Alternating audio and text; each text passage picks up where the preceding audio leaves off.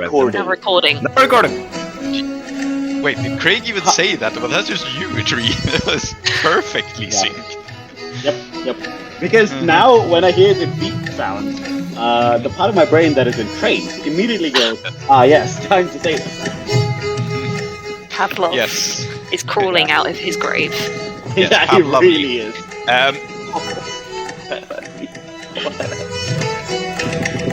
Yes. No. Yes, dear listeners, we are not the full cast today. That's why we're recording this Christmas special. And so, with me is Klow. Hello, Klow. Hello, Prince. How are you? Yes, I'm good, thank you. With me is also Tree.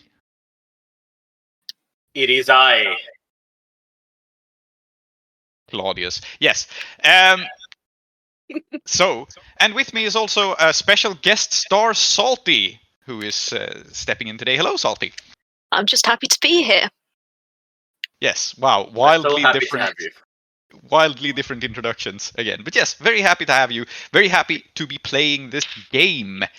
And so, welcome everyone to this Christmas special of Desperate Attune, in which we are not in Uduasha.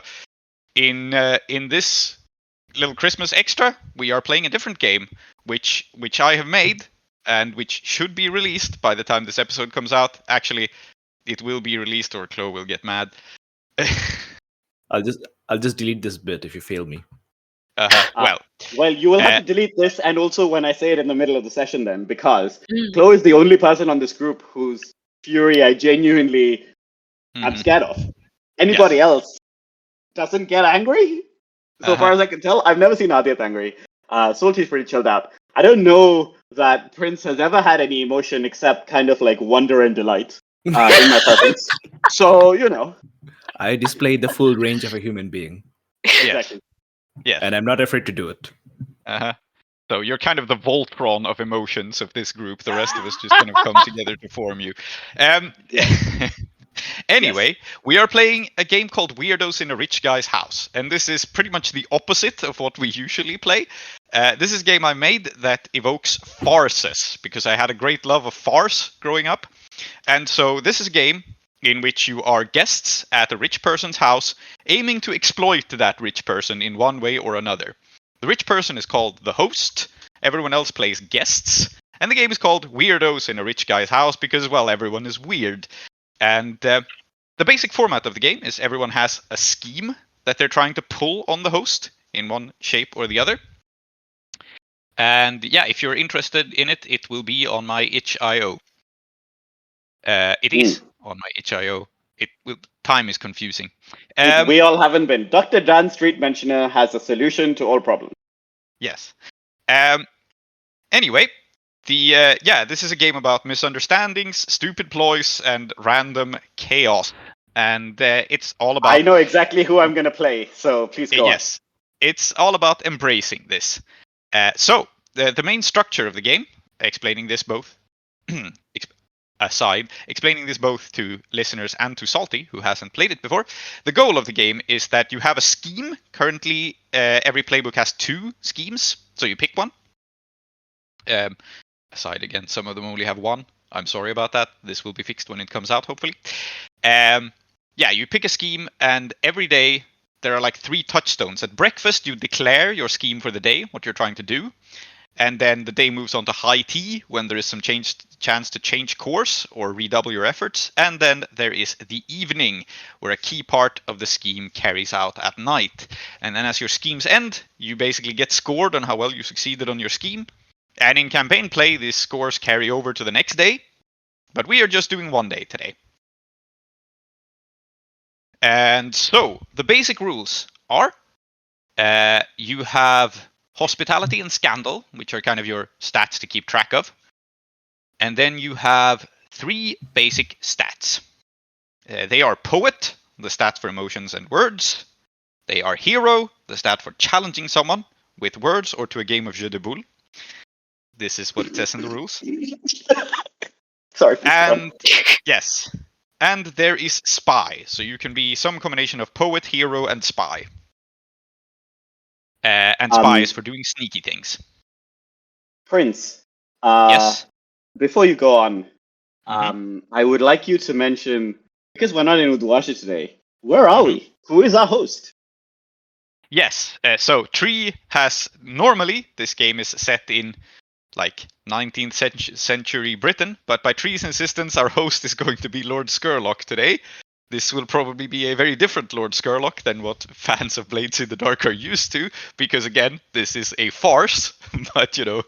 The host is an immortal vampire, and you are people who stay with the immortal vampire. Yes. Your goal basically is to improve your hospitality and avoid scandal. And your goal is also to pull off your scheme. And when you actively meddle in another player's action, not a scheme roll, spend 1 hospitality to give them +1 or -1, your choice. You may instead gain 1 scandal to give them +2 or -2 if you do something outrageous. Oh, you should mention that we're playing Powered by the Apocalypse. Oh, yes. Yes, it is a Powered by the Apocalypse game. So it is. So you roll 2 dice and then you add a stat, which may be different to what regular listeners of the podcast and people used to Forged in the Dark are used to, because normally in that system, you just roll a number of dice and take your highest stat. In this, we will always roll 2 dice, add a number, and then hope to get a higher number. Yep. So it is. And there are special rolls attached to each of the playbooks. And the active playbooks, which are the ones probably best for a new player, are the Artiste. Actually, Tree, you did them so well last time. Why don't you explain the active playbooks again? Yes, why ever not? The Artiste, you are here for art. Your goal is to find patronage. Imagine one of Bertie Wooster's friends who's living in a large mansion trying to get somebody to pay him to raise iguanas. Pretty sure that is actually one of Bertie Wooster's friends, though I've forgotten which one it is. Maybe Gussie Finknottle? Yes, Gussie Finknottle. Very good. Yeah. The debutante, who is somebody looking to make a fast impression, to make a splash. Imagine really any of Jane Austen's, not protagonists, because the protagonists usually don't want to make a splash, but normally like the protagonist's best friend. So not Elizabeth Bennet, but her elder sister, whose name escapes me at the moment. The grifter, this is just Wickham. You are here for money, is just Wickham. The hypochondriac, this is Elizabeth Bennet's mother, who just wants attention and is convinced everything is going to go wrong at all times. The lover, you're in pursuit of romantic affairs.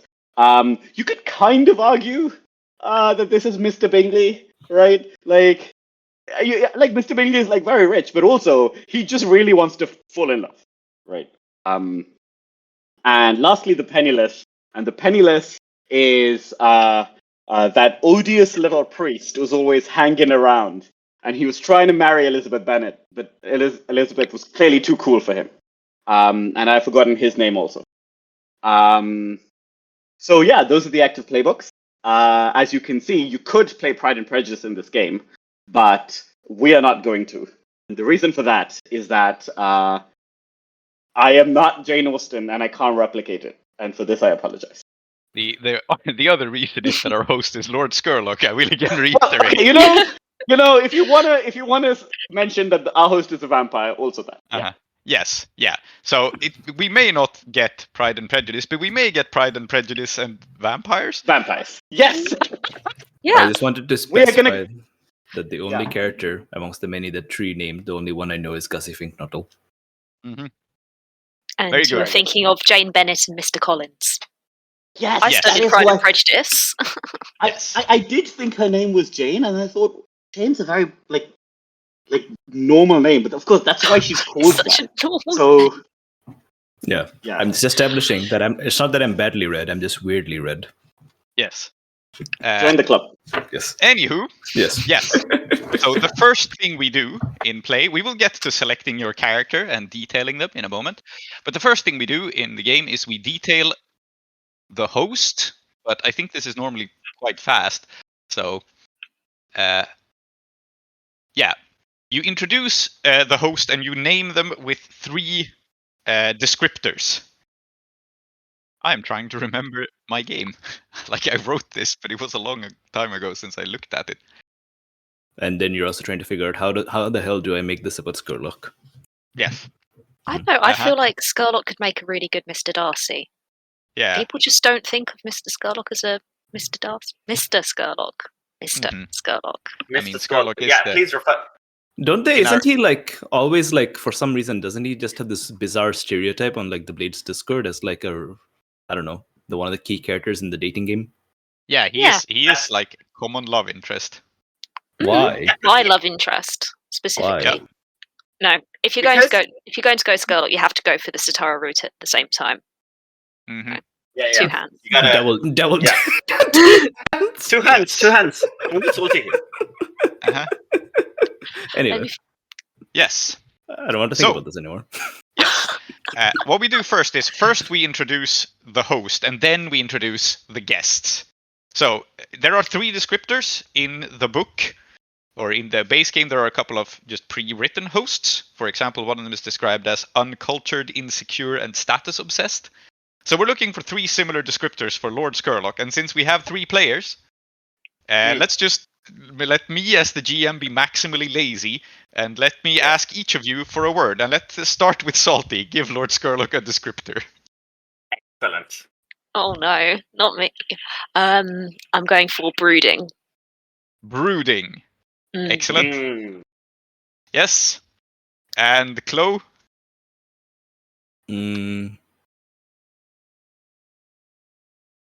Indecisive. Brooding, indecisive. Excellent. And 3, what else is true about Lord Scurlock? There is a word. Mercurial. Oh wait, that's kind of indecisive anyway. No. I'm happy to switch out indecisive for mercurial. Sure. It's a more fun word, I think. Yeah. Brooding, mercurial, and then? And, yeah, give me 1 second.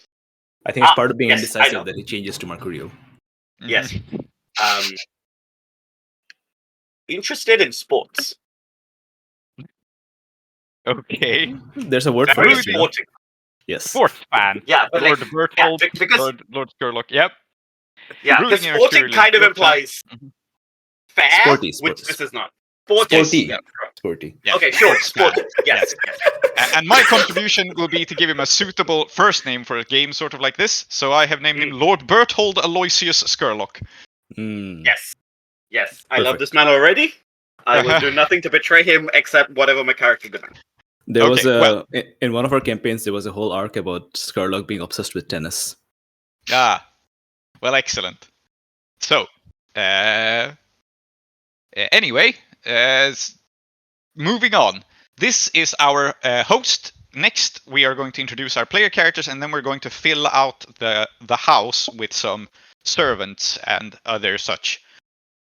And so, Salty, you will be playing the debutante. Yes. Yes. And, well, the debutante picks one of 2 schemes. One of them is... let me see. You pick one of 2 schemes. One of them is a party, and the other one is the newest fashion.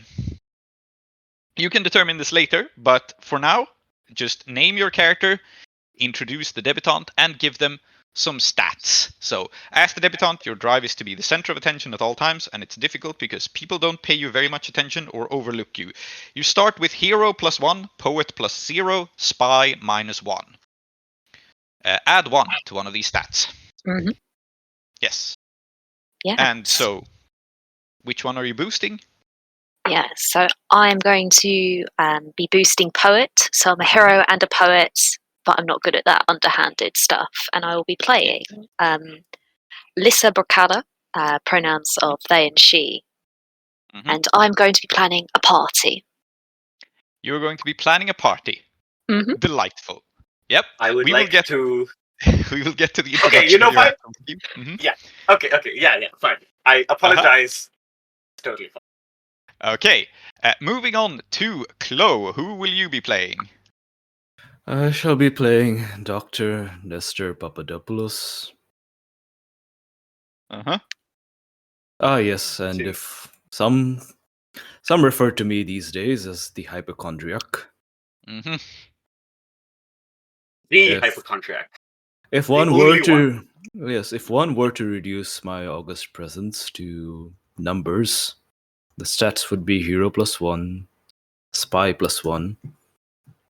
Oh no, let's keep Spy to 0. And Poet to 0. So, wait, Hero 1, Spy 0, Poet 0. Okay. Yes. Good. Excellent. And finally, then, yeah, I guess that's your character. And your scheme is a damned nuisance, which is dealing with a damned nuisance. And lastly, Tree. Who will you be playing? I will be playing Yamini Anpritam. She is an old friend of Scurlock's because she is the penniless. And what she wishes to do is rekindle her friendship. Her scheme is called Kindling Friendship. And she wishes to rekindle her friendship with Lord Scurlock because I really need the help on account of it's not great. And my It's not great. yeah, I mean, like, just like with Lissa, my character's full introduction you will have to hear during the session. But I have an incredible idea for her, which I can't wait for you to find out. And my stats, I start Spy +1, Hero 0, and Poet -1. And I think my stats are going to be Spy +1, Hero +1, and Poet -1 because poetry's for nerds. Yes. Very good. I have to say to you. So everyone also has 2 other stats. Hospitality, which begins at 2. If the session ends with your hospitality at 0, you are kicked out of the house. You have. Let me redo that. Your hospitality starts at 2, and your scandal starts at 0. If your scandal is higher than your hospitality at the end, you are thrown out. So your hospitality can go to 0, and you'll be fine. And yeah, the main way to try to increase your hospitality and keep your scandal low is, of course, scheming. Yeah, I should mention. I should mention that Yamini's pronouns are they, them. Again, for reasons that you might think, oh my god, all this gender stuff. No. Yamini's they, them for a very different reason, which you're about to find out. So don't worry about it. Okay, good. So we have 1 they, them, 1 she, they, and 1 he, him, I believe. Yes, and what we do next is once you have decided on your host, each player now narrates 1 household member, an NPC. Turn to the player to your left and give them a household member suitable to their playbook. For example, a beautiful daughter for the lover to pursue, or a dim-witted nephew for the grifter to scam. Make them as obvious a mark as you can for this person's scheme. So, the debutante wants to get attention. The hypochondriac wants to basically complain about a problem and see it fixed. Also kind of wants attention, but in a different way. And the penniless wants to win the favor of the host. So we have 2 people whose goal is attention, 1 person whose goal is the host's attention specifically. And so let's do this backwards and start with Tree, who may give, I guess you can seat yourself anywhere you like and give anyone you want a person that is. I think I will. An obvious mark. I think. Yeah, I'm gonna name somebody who Dr. Nestor Papadopoulos may find useful. Because Lord Scurlock, as we all know, has a very reliable butler. Lord Scurlock's butler's name should not be Igor, but I'm so tempted to just make it Igor. Fuck it. Lord Scurlock's butler's name is Igor. Igor the butler. Yeah. Igor always arrives when you're not looking. Always right behind you, gives you a little scare, but is incredibly helpful. Just, if you want something done in the house, and you tell Igor, hey, I'm a guest of Lord Scurlock and I need this, Igor will do it. Yep. Very good. Then Dr. Nestor Papadopoulos hands a useful NPC, a household member, to Lissa Brocala. The household member is called the Jack of Diamonds. It's a arcane entity. It's a playing card that floats. Okay, it's a floating playing card. Yes. There's a floating playing card in this house. Listen, you were like, let's play in Lord Scurlock's house. What do you think's in Lord Scurlock's house, huh? Weird shit, yeah. Mm-hmm. And it's court. Yep. Sexy young assistant. No. Okay. Yeah, I was wrong. Playing card. This is okay. This is all very chaotic. Anyway, I should say, actually, first, let us have Lyssa introduce a person that will be useful to Yamani's schemes. A member of the household who will be helpful to a person trying to get the host's attention. Let's chuck Satara in there. Yes! Exactly who I wanted. I cannot tell you how glad I am. Absolutely. No, I'm getting what you're laying down. Yeah, Satara's in there. I think she's not called Satara because that's too obvious. It's I think Aratis. It's just Satara. Aratis. Yeah, Aratis. Aratis, who is a very bohemian lounge singer, and his current obsession. So Satara is taking the form of a lounge singer. Very, very good. Very good. Yeah. That's all Who's the very useful NPCs. We now flip it and reverse it and go in the opposite direction, which means that I guess Lyssa starts and introduces a person who is a problem. I will read from the book. Just a second here. Turn to the player to your right. Narrate a servant or bondsman and make them an obvious foil to the scheme. So, for example, the lover might be foiled by an inquisitive lady in waiting, or the grifter might be foiled by a pernicious accountant. Make them as big a problem as you can for this person's scheme. So, since you handed a helpful person to Yamani, you now hand a problem the other way to Nestor. Oh, I think it's going to be. I imagine you have an academic rival, right? Who's also staying at the house. Dr. Alexander. And he knows all of your foils, all of your little tells. Of course he does. I'm famous. Yeah. Yes. Maybe you studied together. Doctor, he was president of the society. Yes, I'm going to name him Dr. Albert Alexander. Or was it a he, him, actually? Yeah, let's chuck it as a he, she. Ah, yes. Oh, we love it. Yes, Dr. Albertine? I'm splitting the difference between Albert and Albertine. Yeah. Alberti. There we go. Alberti. Alberti. Okay, so you have your academic rival at the house. Very good. Then Nestor throws Yamani a problem. Someone who's a servant or guest, right? Who is interfering with the problem of rekindling friendship with the scheme of rekindling friendship with the host. Trying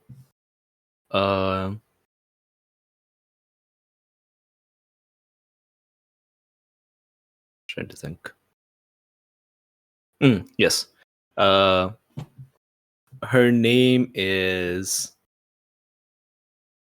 Kitiana. Kitiana Robespierre. Okay. She is really good tennis player. And has gotten Lord Scurlock deeply into tennis. And this dominates his every waking moment and every yearning and dream. Okay. Right. So he loves tennis. Yes. Excellent. And he loves this Kitiana Robespierre, a tennis player. Yes. Fantastic. Or admires this person. This is an issue because I definitely don't know what tennis is or how to play it. And lastly, Yamani then throws a problem to Lyssa. So someone who is a problem to this idea of throwing a fabulous party and getting all the attention. I know who this is. I think that Lord Scurlock has a friend. And this friend is Lyssa's dad. And Lyssa's dad really doesn't want her to be partying hanging out with unsavory types, all this stuff. So is he also Lissa's, a guest at the house? I guess I so. think that he's over so often that he may as well be a guest. Yeah. I mean, if someone's a debutant, no one debuts themselves, right? Usually it's their parents who bring them over to be debuted or something, right? Yeah. Yes. What is Lissa's dad's name? You get to decide. This is not a game where you have total control of your own character, as you can tell. So Yeah. But you have control over other people's characters, right? I think Lissa's dad's name is Basso Baz. And the reason that Lissa's not taken her dad's name is her dad, not the kind of character you want associated with a young debutante. Or maybe this is, in fact, her dad's name, and Basso Baz is just a business name. Yeah, I think he's just named Basso Baz Brocala, because that's an awesome name, actually. Yeah, you're right. And so and what I think here is that this man, who literally runs a gang in Duskwall, thinks that the noble society is too, seedy for his daughter. Okay. Incredible. Yes. No notes. Or possibly many notes, but, it's... Okay. Yeah, the notes are the first couple bars of Beethoven's Fifth, which are, of course, da-da-da-da. Okay. More like dad. Yes, so, correct. This has introduced our cast, and the way the game is meant to be played, this is going to be like pretty much our fixed cast. So it's going to be Lord Scurlock plus these NPCs. More NPCs will, of course, be introduced if they're needed, like additional servants and so on. But the idea is to keep the focus here. However, these NPCs are not necessarily tied to the schemes. Like, you don't have to pursue the obvious target of your scheme. You can and are encouraged to pursue someone else. So you can mix it up with these NPCs. You're not tied to the ones that have been handed to you. And with that, we are ready to play. And before play, I think we should check in for just some quick safety tools, because this is a different kind of game than I've played with everyone present before. So I think it's good to just establish partly safety tools and partly just expectations. So yeah, this is a game of farce and family misadventure. It's not the sort of game where it's expected that anyone will die, right? The game doesn't particularly have mechanics for killing and violence and so on, but it does have mechanics for romantic trysts and misunderstandings and so on. So I think we should lay down some lines and veils related to this, just because it's potentially, at least now, no one has picked the lover or anything like that, but still it's potentially on the table. So let's absolutely. I'll start, I guess, and I'll just say that the usual we do at this table applies. Sexual content is veiled and sexual violence is lined. I said that right? No sexual violence at all, and sexual content, if it happens, will be veiled and glossed over. And I think other than that, there is some possibility for fucked up family relationships now that we have Lissa's dad, which I will try to be careful with, I guess. Or I would like to be careful with, rather. That's my personal preference. But we're keeping it on the comical side. So I mean, fucked up family dynamics is something that's on the regular podcast as well. That is also true. Yeah. I'm happy to go next. Sure. I agree with what Prince said. I think one of the things I want to mention is that I do intend to be playing a character who is happy to flirt with, have sex with, whatever. A person that they see as someone who will help them become Scurlock's friend again. And so I think they are likely to be engaging in this if they think it is useful. And so if other players would prefer not to be involved in that, that's totally fine. I will absolutely, romance the shit out of this tennis player whom I hate because I can't play tennis. But also, I think that in terms of kind of killing and violence and so on, because Scurlock is a vampire, whether or not we know it. I am okay. Like I kind of like that being something that hangs over the farce is something that I'm kind of interested in lampshading, even if we don't necessarily like actually ever address it. Noted. But yeah, that's where I'm at. Mm-hmm. I want to get everyone's feelings on fucked up magical bullshit. Just tone-wise, not like lines and veils like. Yeah. Is it a line for someone? Because, like, I mean, this is Scurlock being run as a farce, so that's different from like how I've usually seen Scurlock in the past, which can be very dark and really fucked up. But I would still like it to be Scurlock recognizably somehow. So I would like there to be magic and such. Yeah. Yep. Okay. Yeah. Fucked up magic. It is. That's on the table. Yep. Yeah. I have nothing to add. Yeah, and I think just veiling some self-harm and suicide. That'd be nice. Yeah. Yes. Makes sense. Yes. Good note on that. Okay. Great. I think that's us checked in. Yeah. Okay. So, how the game normally works then is that we start the scene at breakfast, but just for the sake of like pedagogics and introducing it, I'm going to just read everyone's breakfast schemes out loud so that everyone is on board with like how the game starts. So for Lissa, at breakfast, declare a social event you are planning for the evening, tied to show off your own plethora of skills, like a party, a delicious dessert you'll be making for everyone, etc. And then once we start playing, you will introduce it during play and then roll poet. And the breakfast, high tea, and evening rolls all have different stats. So like the playbooks are designed that sometimes it's really unfair. All of them have like sometimes you have to do things you suck at, and sometimes you get to do things you're really good at, and then we will resolve them as they happen. But yeah, that's where Lissa starts off. So you can think a little bit about that and how we will introduce it at breakfast. As for Dr. Nestor Papadopoulos, at breakfast, declare what is annoying you today. The cold draft in the house, the poor quality of the food, the incompetence of the resident nurse, and then request something get done about it, or by God, demand it. So that's the thing there. And for the penniless, talk about an afternoon activity you would like to do today that you know the host loves. And Igly mentioned that you're interested in pursuing such an activity today. Then ask another player, which of you will join me? If no one answers, name an NPC who is not the host. Whoever this person is, they will do the activity with you later today, then roll hero. And then we will see where it goes. What's a little bit different about the Penniless scheme is that the Penniless scheme is sort of shorter. It aims to do something in the afternoon, and it does not... The thing that finishes in the evening is the ability to rekindle friendship. So the Penniless has like a more short-term goal, whereas the other two basically are dedicating the entire day to their project. Yeah.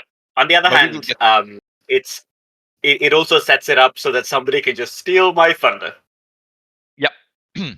Exactly. That is the design intent. So, I will begin by narrating a scene at breakfast, and then we will just everyone narrate their characters, what they look like, what the vibe is for the day, and then we will get started on scheming. And so, it is a gloomy morning in Scurlock Manor, which is this like dilapidated, run-down, beautiful ancient manor in central Duskwall under a slowly rising, I was going to say sun, but remnant of a sun, because this is the universe which has no sun. Right. And we find ourselves in a comically long breakfast table, like ridiculously long, with all of the other characters, PCs and NPCs and so on, seated at one end, and Lord Scurlock very, very far away on the other. And this is Lord Berthold Aloysius Scurlock. He has just gotten up and called everyone to breakfast. He is, I think, a surprisingly small man in like a plain grey suit, sitting at the end, brooding, quiet, looking over his porridge, which is what is being served for breakfast. It is mushrooms and porridge. Plates have been put out for everyone, and I suppose that we will start by focusing our spotlight appropriately on the debutante. Lissa, how do you look today, and how are you doing as you have gotten up? Looking lovely, ravishing even. So I've done my hair very nicely. It's this kind of like long raven black tresses.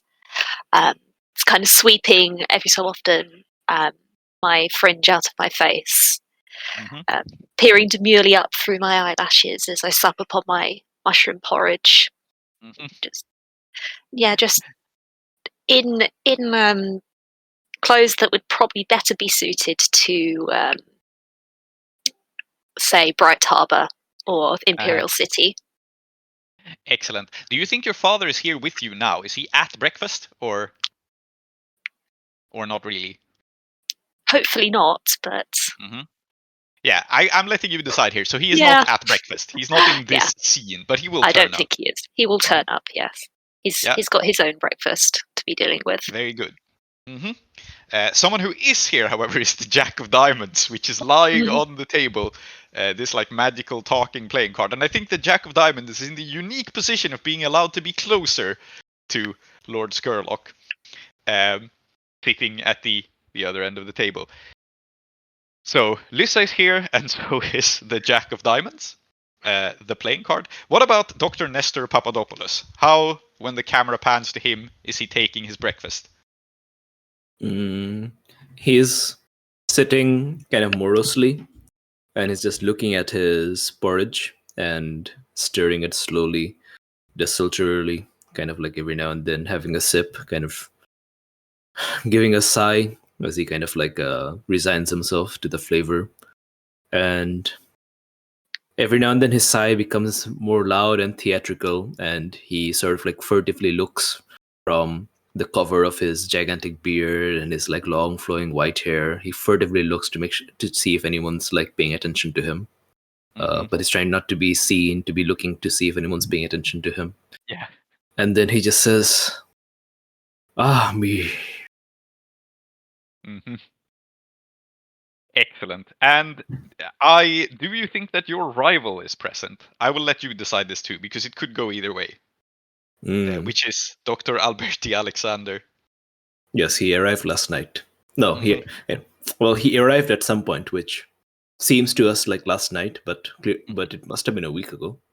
Yes. So Dr. Alexander is sitting some distance away from you. And what's Alexander's like appearance and vibe? We already know that they're a nuisance to you. Are they like young and hot where you're old and decrepit, or is there more like, what's the vibe? They look almost exactly like Professor Calculus from Tintin. Okay, yes. But like somehow more jacked and more fit and like really wearing it well. It's like the same guy, but like I did not expect. What if exactly the same guy, but still somehow hot? You know. Wonderful. I did not expect hot, fit, Cuthbert Calculus to exist in my brain today. This is why I'm constantly reminded. That only means you don't read enough Tintin. Yes. Because he throws down many times. Yes. So Dr. Alexander and the Jack is here. And it's Lissa and Nessa. And finally Yamani.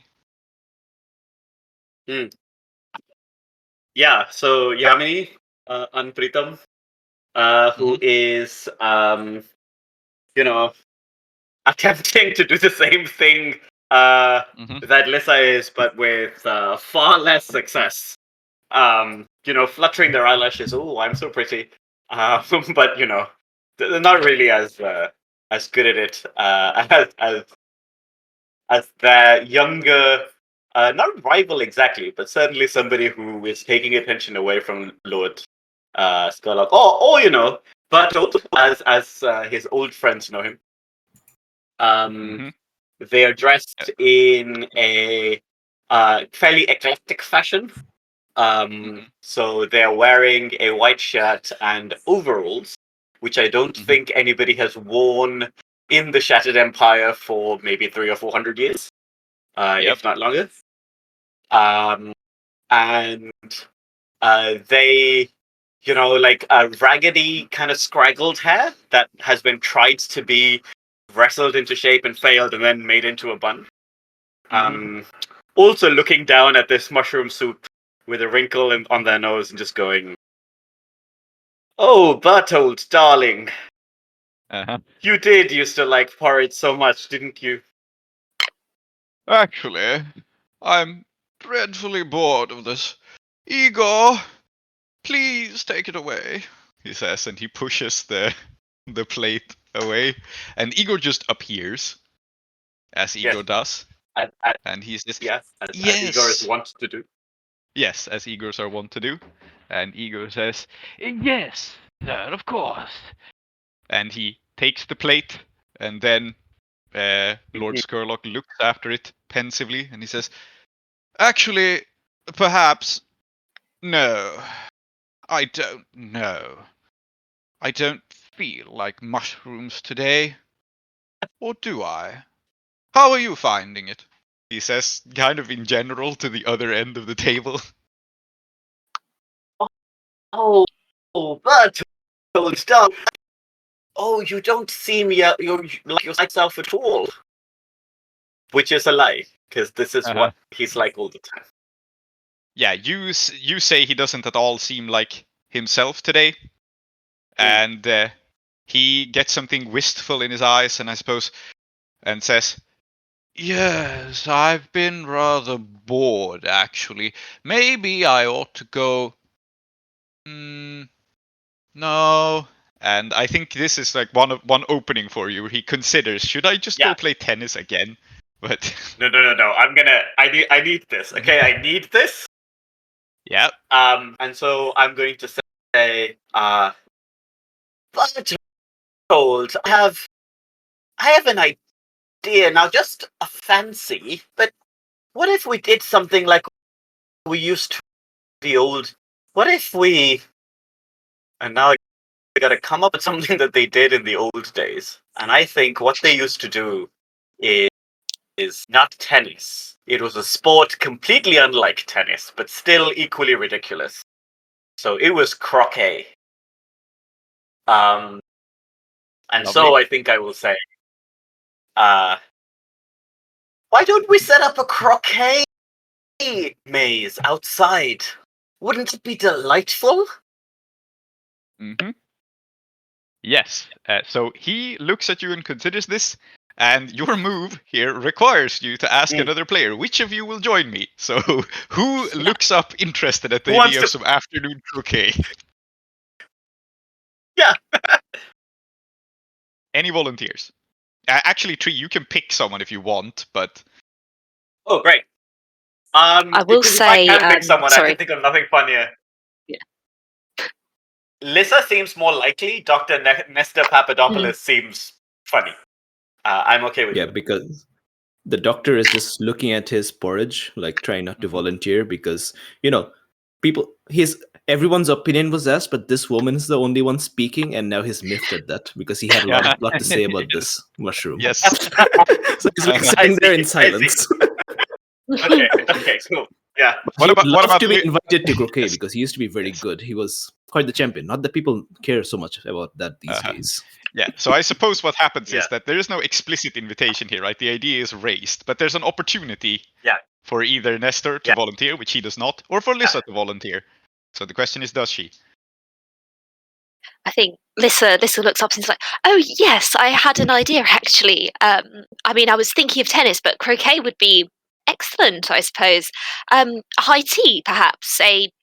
Just a little something for all of us. It'd be maybe invite a few people." Yeah. Is that what you had in mind, Yamini? My brow wrinkled for half a second as I realized that somebody's trying to muscle in, and then it smooths away because, of course, Discord is incredibly impolite. And I will say, croquet and high tea. Oh, that sounds really just the thing, doesn't it, Bertold? Okay, so this is where your move triggers. So roll plus hero, and we will see what happens. And then we have sort of started to resolve Lissa's move as well, but let's begin here.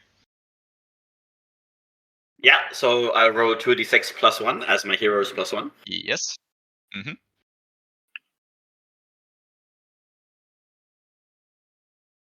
I have rolled a 3, which is 2 1s plus 1.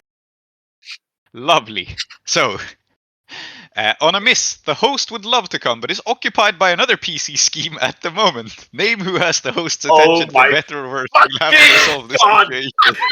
So I think he likes he IT so much he won't even come play croquet with me? Yes. I think he goes, tea. Oh, I do love tea. Yes, hi, tea. Oh, tell me more. And he turns towards Lissa's idea. Shall we have a tea party like in the old days? Oh, but there would need to be some sort of event or amusement, he says, gesturing, having completely forgotten that croquet was how this started. I just said. Now I think he turns to Lissa and has her suggest some sort of event or amusement. And I am shooting daggers at you with my eyes, which may have been something I used to be able to do. And what do you suggest? Oh well, my family, have the vineyards, and well, we've actually been working on a little something that I would love to present. I just need, say, a couple of people to go down to Barracleft and collect the goods. The bottling is almost over, so I've got exclusive access, and maybe I can make something. I know a lot of different recipes. My father, of course, has had me well educated growing up. Ah, a tasting. No. I don't normally drink wine. He says. And go ahead and roll with poet, Salty, and let's see how this is. Suggestion lands.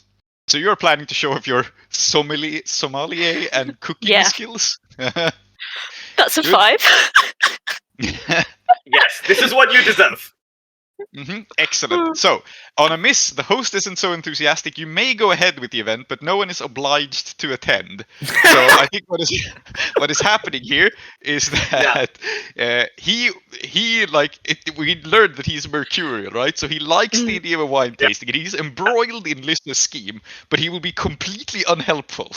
So, basically. Yeah. He likes this idea, but he's not going to make it the big event that Lissa was hoping for either. And so he says, yes, delightful.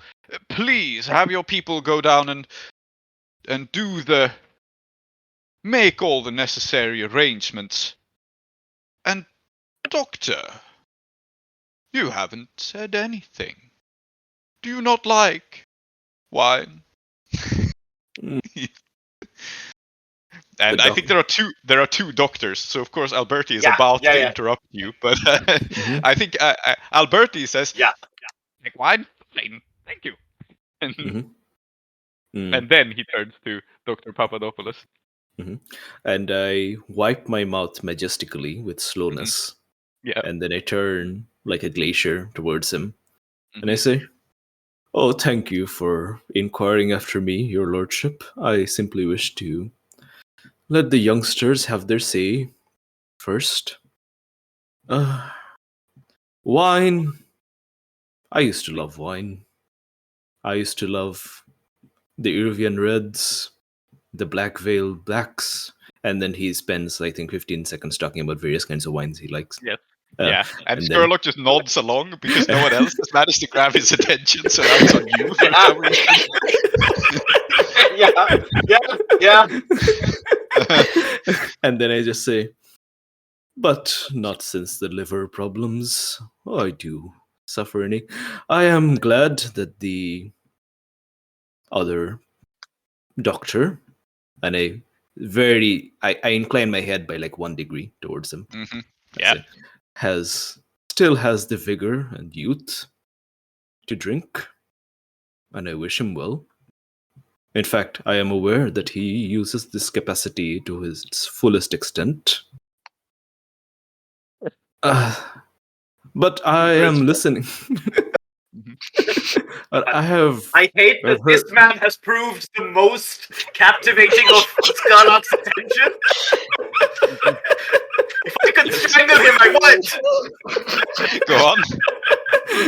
But I have heard with some concern these plans, these schemes, if I may, if no one objects to me using the term, and he gives. I will gasp audibly. It should be a small smile, but you can't see it because of his gigantic mustache. So he just looks sad still. And then he just says, "But, my lord, can such ideas about high tea and croquet be advanced when we are plagued, if I may?" And his voice rises by 3 decibels. Plagued by this incessant floodings across the courtyards and even in our rooms. Or has no one else found themselves waking up suddenly with water black as the void sea up to the level of their mattresses?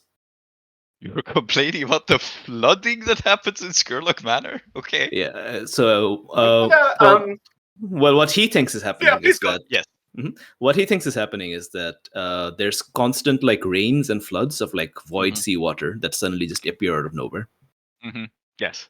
Very good, because it's a weird fucked up magical mansion. Yes. Yeah. Very good. Or I may just be, I don't know, maybe I wet the bed. I don't know, something happened. Yes. You were complaining about the water anyway. We know that. Yes. So roll plus hero, and let's see if the host. It would be very fun if you were the one to succeed here. I thought of a few different things I could be complaining about. At one point, I was but what about the werewolf or something? But I wanted it to be Cetara's fault. Yep. Roll plus hero. That's +1. Yep. Hey, it's a 7. Which is better than okay, so on a hit, the host hears you and agrees something ought to be done. Name one other PC that you think would be equipped to assist you. They are obliged to help. So. They're such a young avid, exciting debutante.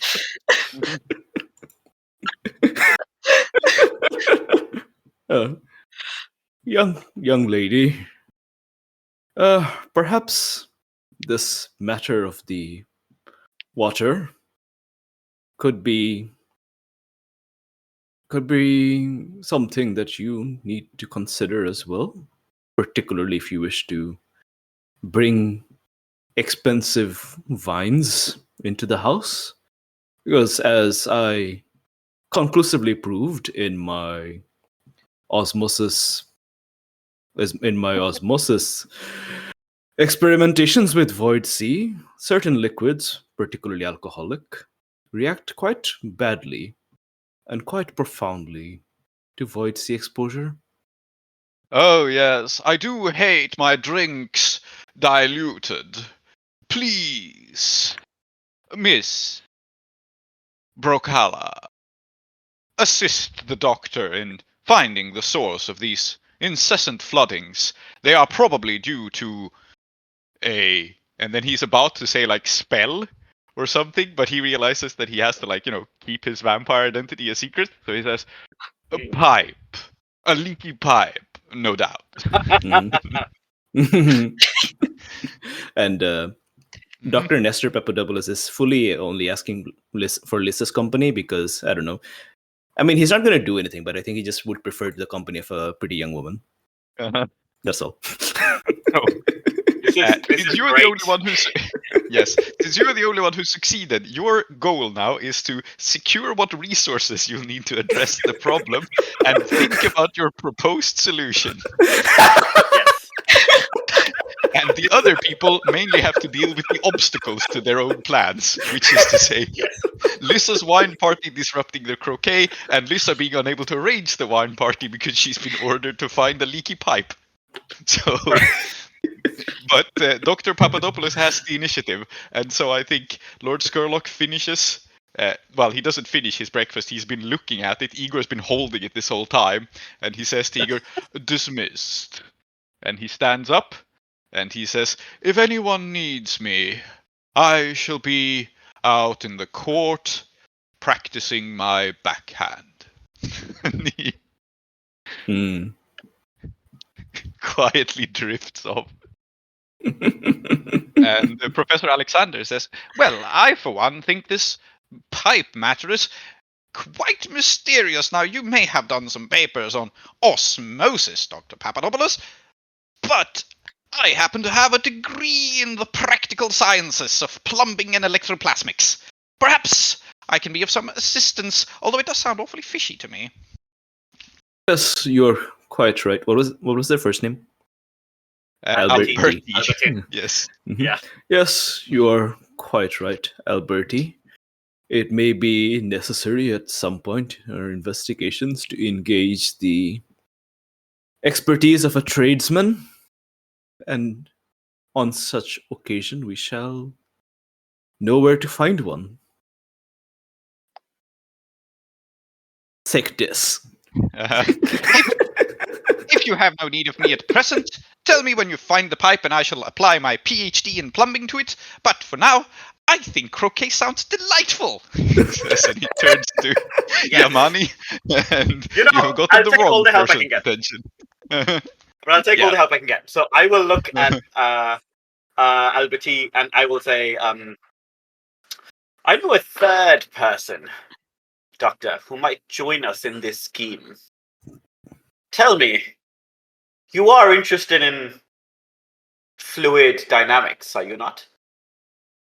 Always. Good. I think there is indeed somebody who could help us. Indeed. And then I'm gonna so this playing card, is it currently floating or is it just like lying down on the table? It's just kind of like lying there. It has not yet spoken, but it is there. Yeah. So I will say, Jack, would you like to play croquet? What? Me? Oh, I almost never get asked about this sort of thing. Yes, well, I think I should. Only the matter is, well, with a little bit of basic telekinesis, it shan't be a problem. Shall I sing a song and have the croquet clubs march outside? That's usually the expedient. That would be delightful. Ah, very well. And he starts to chant some deep eldritch arcane magic because it sounds so normal and fine.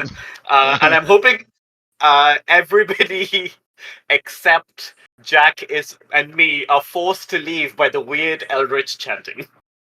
Well, because I would like a word with Jack. And Alberti. Yes, well, I mean, I don't mind if Alberti follows the croquet clubs out. But yeah. No, Alberti will be staying. You have failed your role, so you start out in a bad position. Alberti is still here. So it will be you, Alberti, and the playing card. And I guess we'll start by staying on this scene, and then we'll move on to the Doctor and Lissa. This is great in that case. Yes. Because I will now have to be circumspect. Yes, everyone else vacates the room. I ask Lissa to hold my arm because I can't support myself as I used to. Yes, of course, Doctor. Oh, what a sweet young woman. Very good. And so we will return to the two of you, but for now, let us see Yamani have a conversation with Jack and Alberti. Yeah. So I'm going to look at Jack as it starts chanting, and I'm going to say, Jack, tell me, do you remember...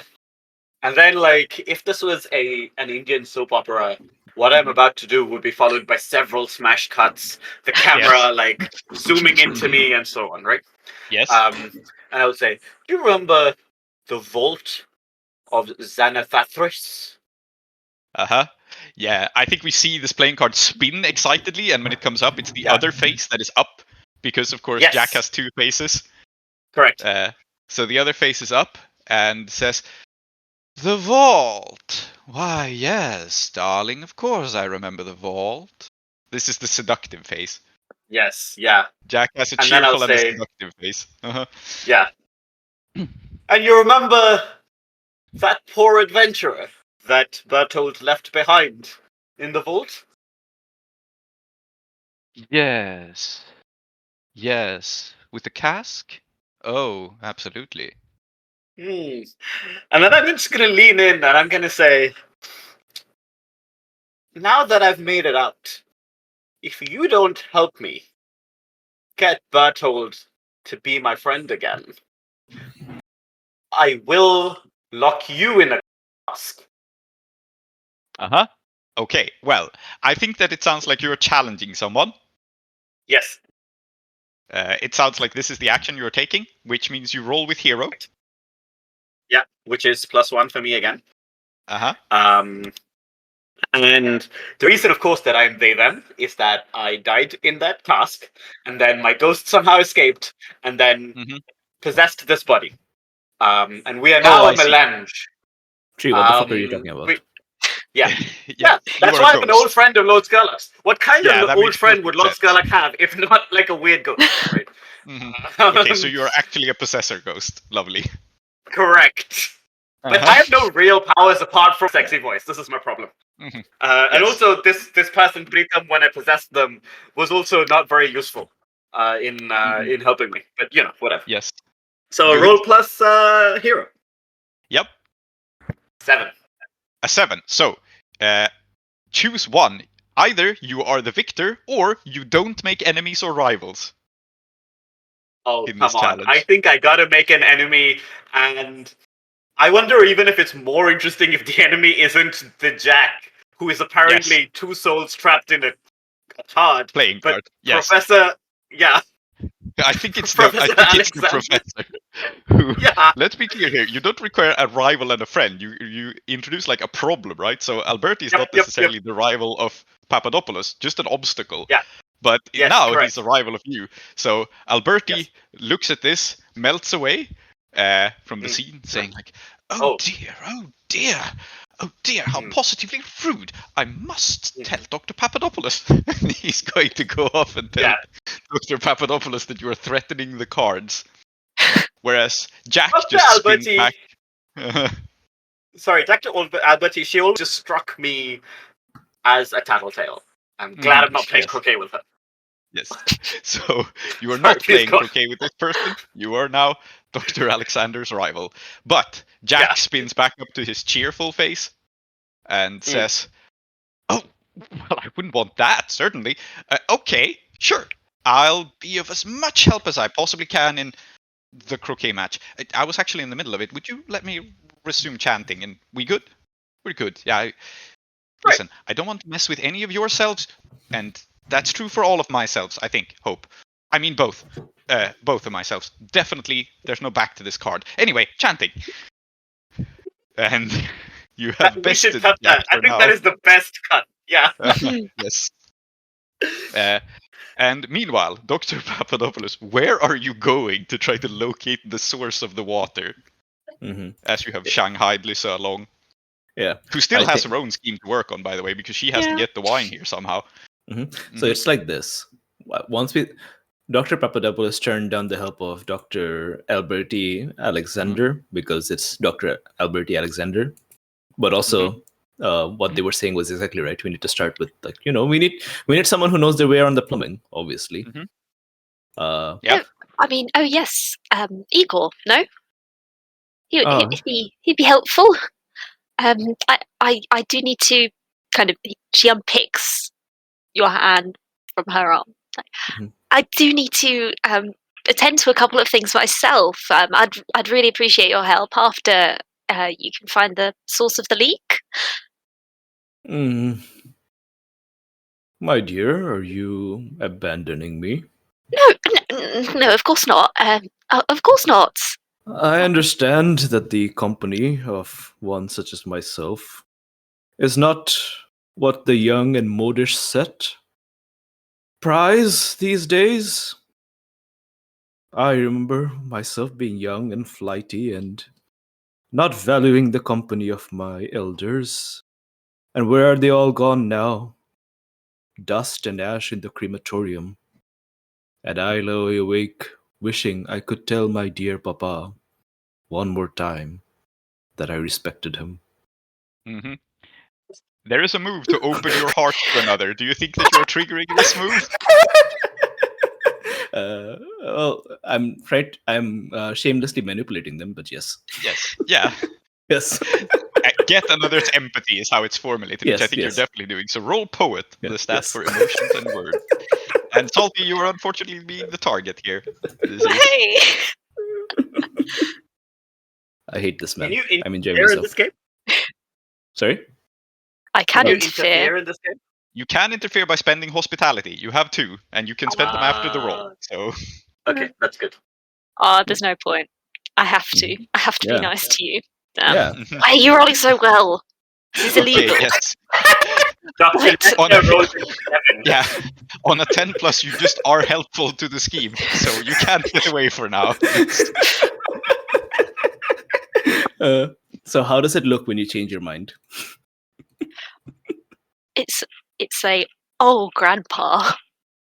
Of course. Oh, of course, grandpa. And you're like, but now let's find the leak, shall we? I think I know this place quite well. I've been here for a while, and my father always used to bring me here for business meetings and such.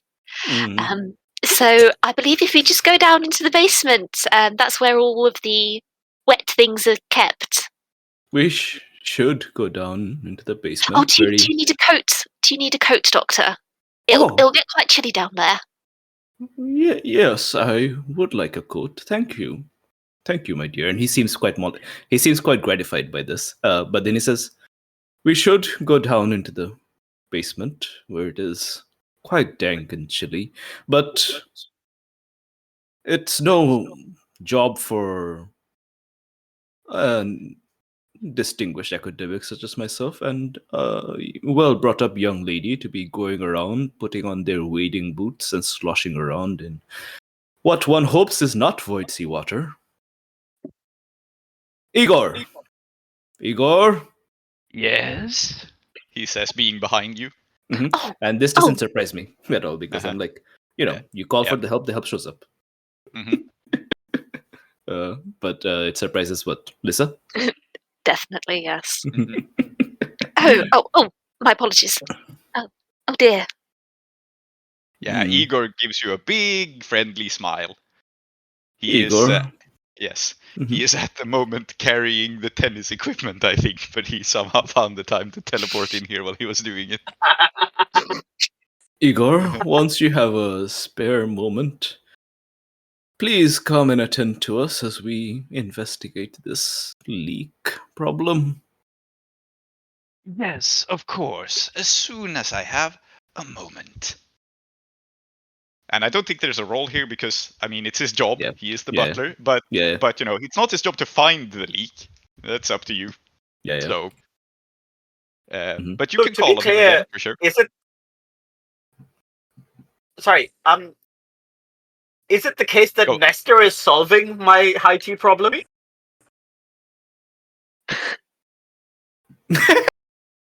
Well, I mean, he wants attention. He wants to stop this leak problem. But, he's happy to help someone else a little bit. But not before the leak is solved. So maybe all I need to do is make the leak worse. Yes. Okay. I just decided, by the way, that the tennis equipment Igor is carrying is obviously one of those cannons that fires tennis balls, because this is how Scurlock is practicing. And it's like a runic tennis ball cannon, so it's like engraved with magical runes. Well, that's not my field, so I don't care. Yeah. But, Salty, I have, obviously in character, I have kind of like a shanghaied you and like prevented you from pursuing your thing, but like, feel free to take spotlight and so on. That's all right. Yeah, you can take spotlight. You can also try to wiggle out. It's just... I can. Don't you want to go into the basement with the boring old man? Maybe I do want to go into the basement with the boring old man, You don't know me. Yeah, exactly. I don't know Lissa. I think the dice have told us that this is happening. I have to. Yeah. You must. Okay, tell you what. Yeah. As we are waiting for Igor to join us, and also, I don't know, heading to get this coat and so on.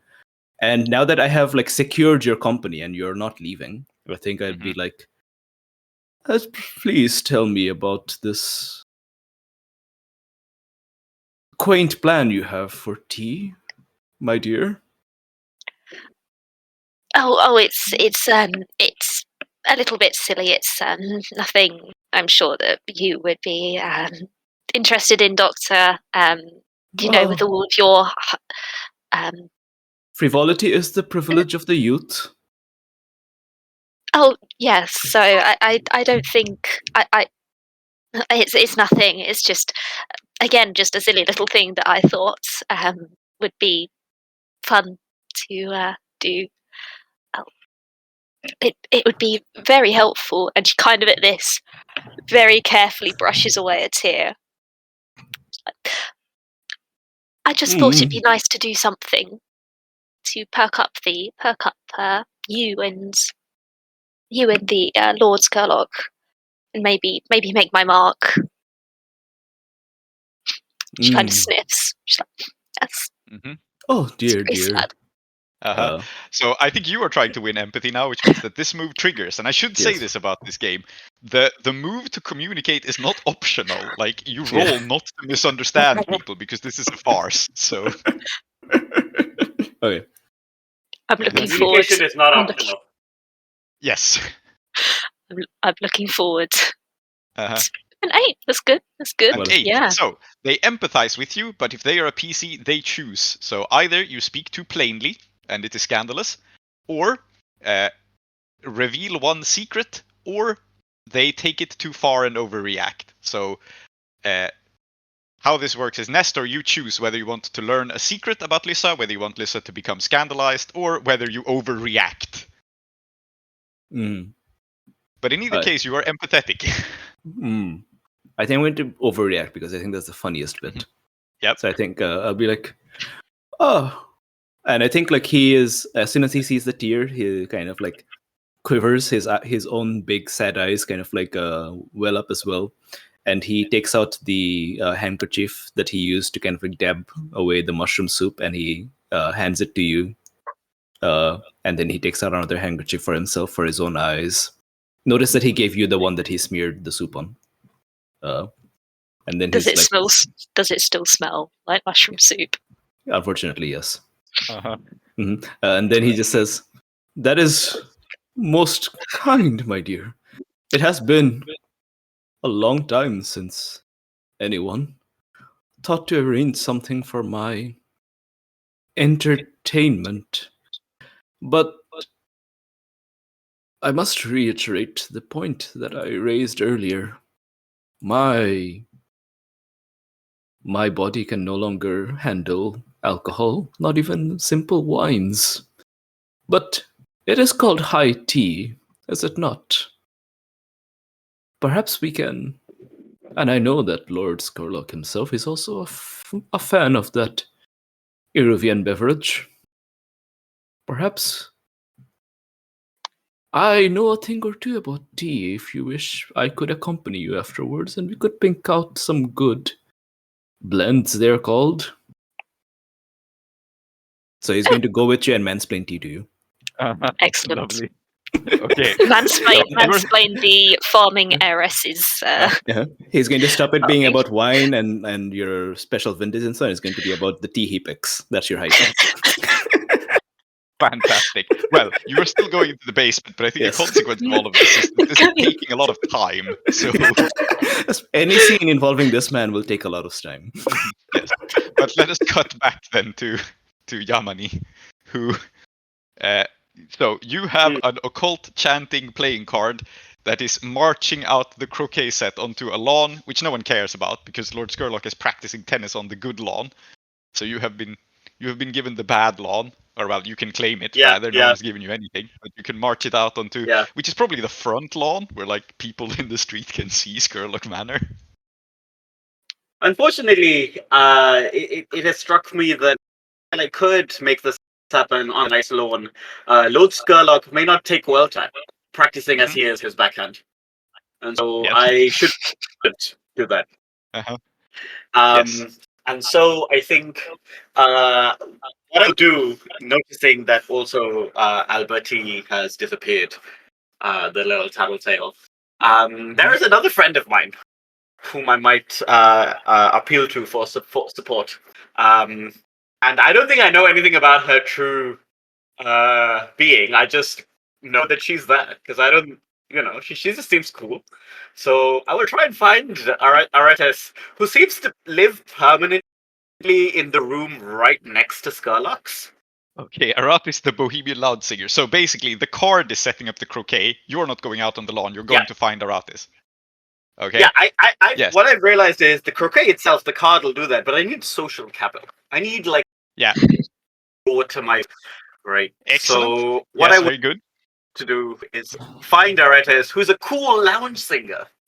I mean, if anyone can prove a more interesting conversational partner than that buffoon Kitiana Robespierre, it must be Aretes. This is definitely not a demon of water. No, definitely not a demon of water. Demons don't exist. Yes. I'm a ghost. I should know these things. Yes. So you find Aratis, who I have decided arbitrarily. Two things about them: they have a big smoking pipe, and they are at the moment. Oh, it's a he. Yes, we have pronouns for Aratis. So yes, he, him. Yes. He is a guy with a big smoking pipe who is currently looking over some sheet music for, and we the audience know this, but the players don't know this, a song about summoning lots of seawater. Because, yes, water demon and all. So Aratis. Yeah, go on. I'm going. You step into the room, and this is how you find Aratis.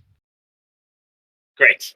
I think the first difference is that, unlike the Eldritch chanting of this card, which is not very pleasant to the ear, this is a beautiful song. This, Ella Fitzgerald, scat to Max the Knife, right?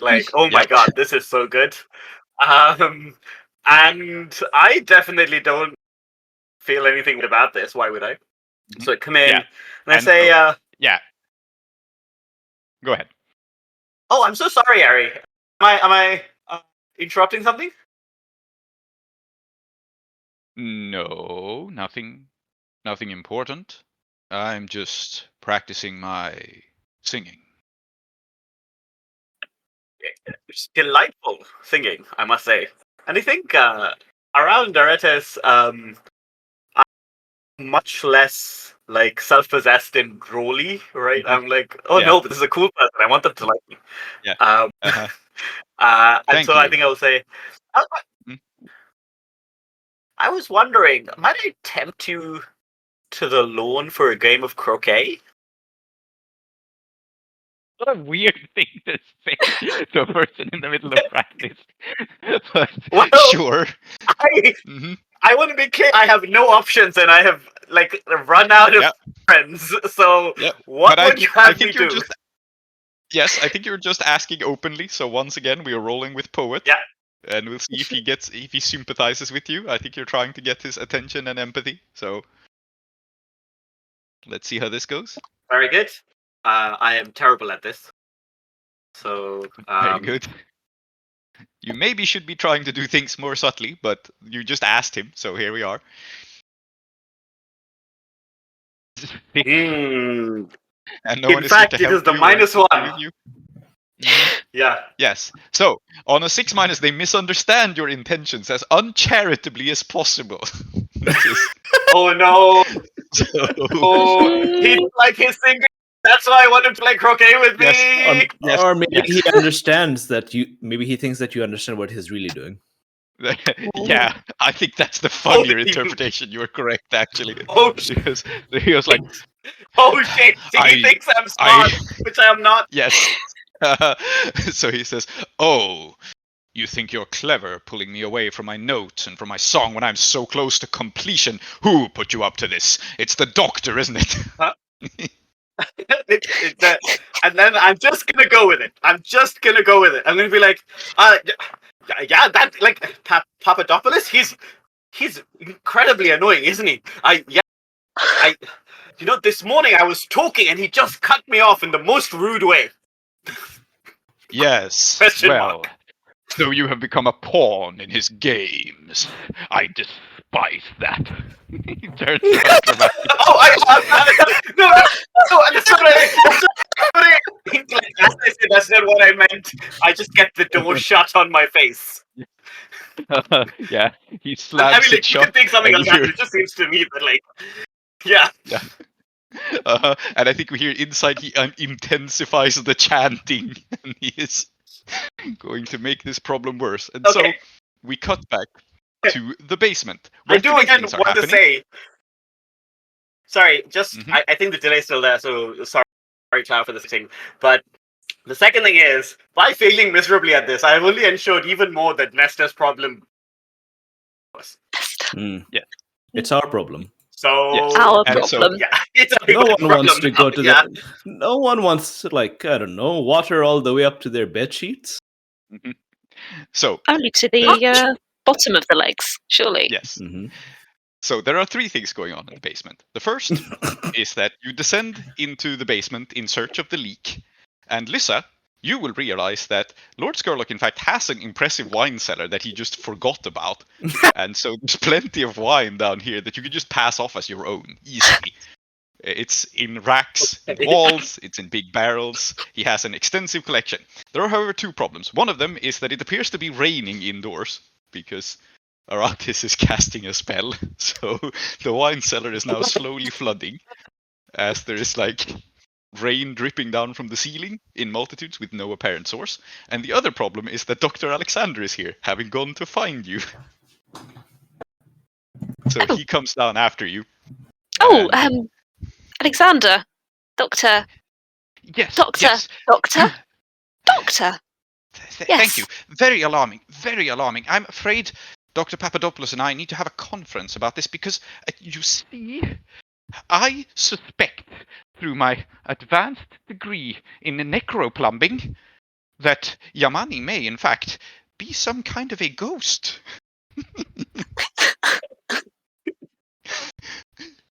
I don't know what necroplumbing ghost. Yes.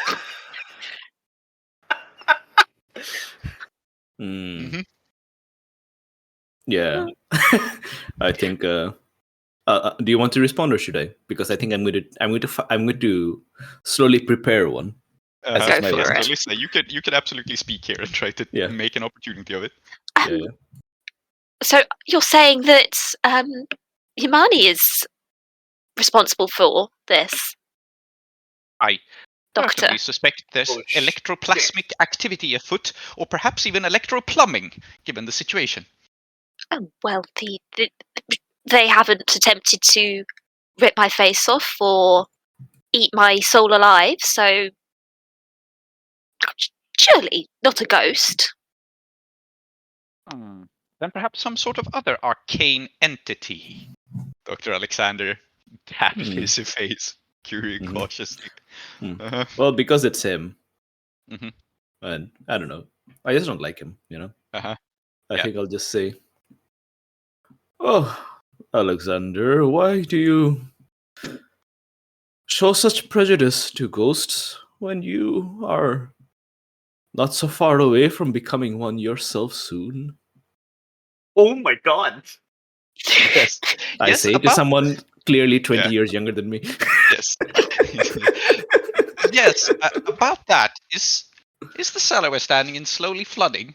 In fact, it's quite rapidly flooding, I think.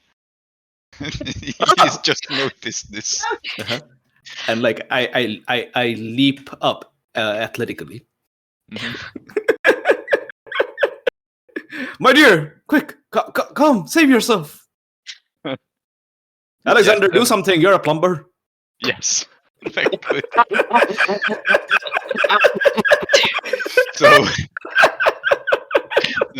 yes, water is pouring into the room, and I think, Lyssa, here is an opportunity for you. Both doctors are quite distracted. What do you do?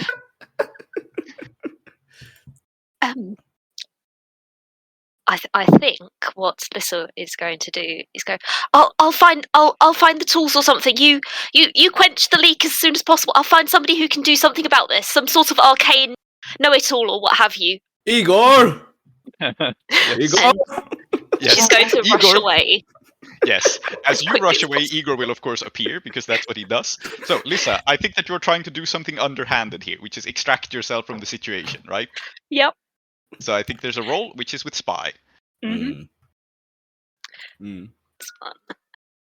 That's a 7. Mm-hmm. Too bad. Yeah. Yeah, I was going to try to interfere, but like you said, it. Nah, I have prevented you from doing what you want long enough. So, on a 7 to 9, you either succeed or no one's the wiser. Your choice. Which means basically you slip away, but it's obvious that you're slipping away, or you don't slip away from the situation entirely, but no one suspects you of anything. I think I'm going to slip away. Yes. I've made In my which case- excuses. Yes, in which case I think the person who's suspicious is Igor, actually, because it makes perfect sense. You were running off to get help, and then he appears, and then you run off anyway. And like the doctors are distracted, but he definitely noticed that you were up to something. So you now have a problem with Igor. But he appears as he was summoned, and he of course appears in this room which is flooding with indoor rain, wearing, of course, welly boots, a sou'wester, and an umbrella. And he says, "Yes." Igor, everything's flooding. Yes, quite rainy, isn't it? Dash it, Igor! Rain is meant to be outside the house. I have proven this in my Void Sea Thermodynamics publications. I shall have to send you a copy. Young people don't read as much as they used to. And he kind of trails off. Yeah, Igor reaches into his pocket and pulls out what he expects to be Jack, but it's just a different playing card. And he says, "Oh, blast it. Someone's made off with Jack. I need his magic against this. Do you know where he went?" You know, if I was a different character, I'd just say someone jacked off, but that's not what he would say. But I wanted everyone.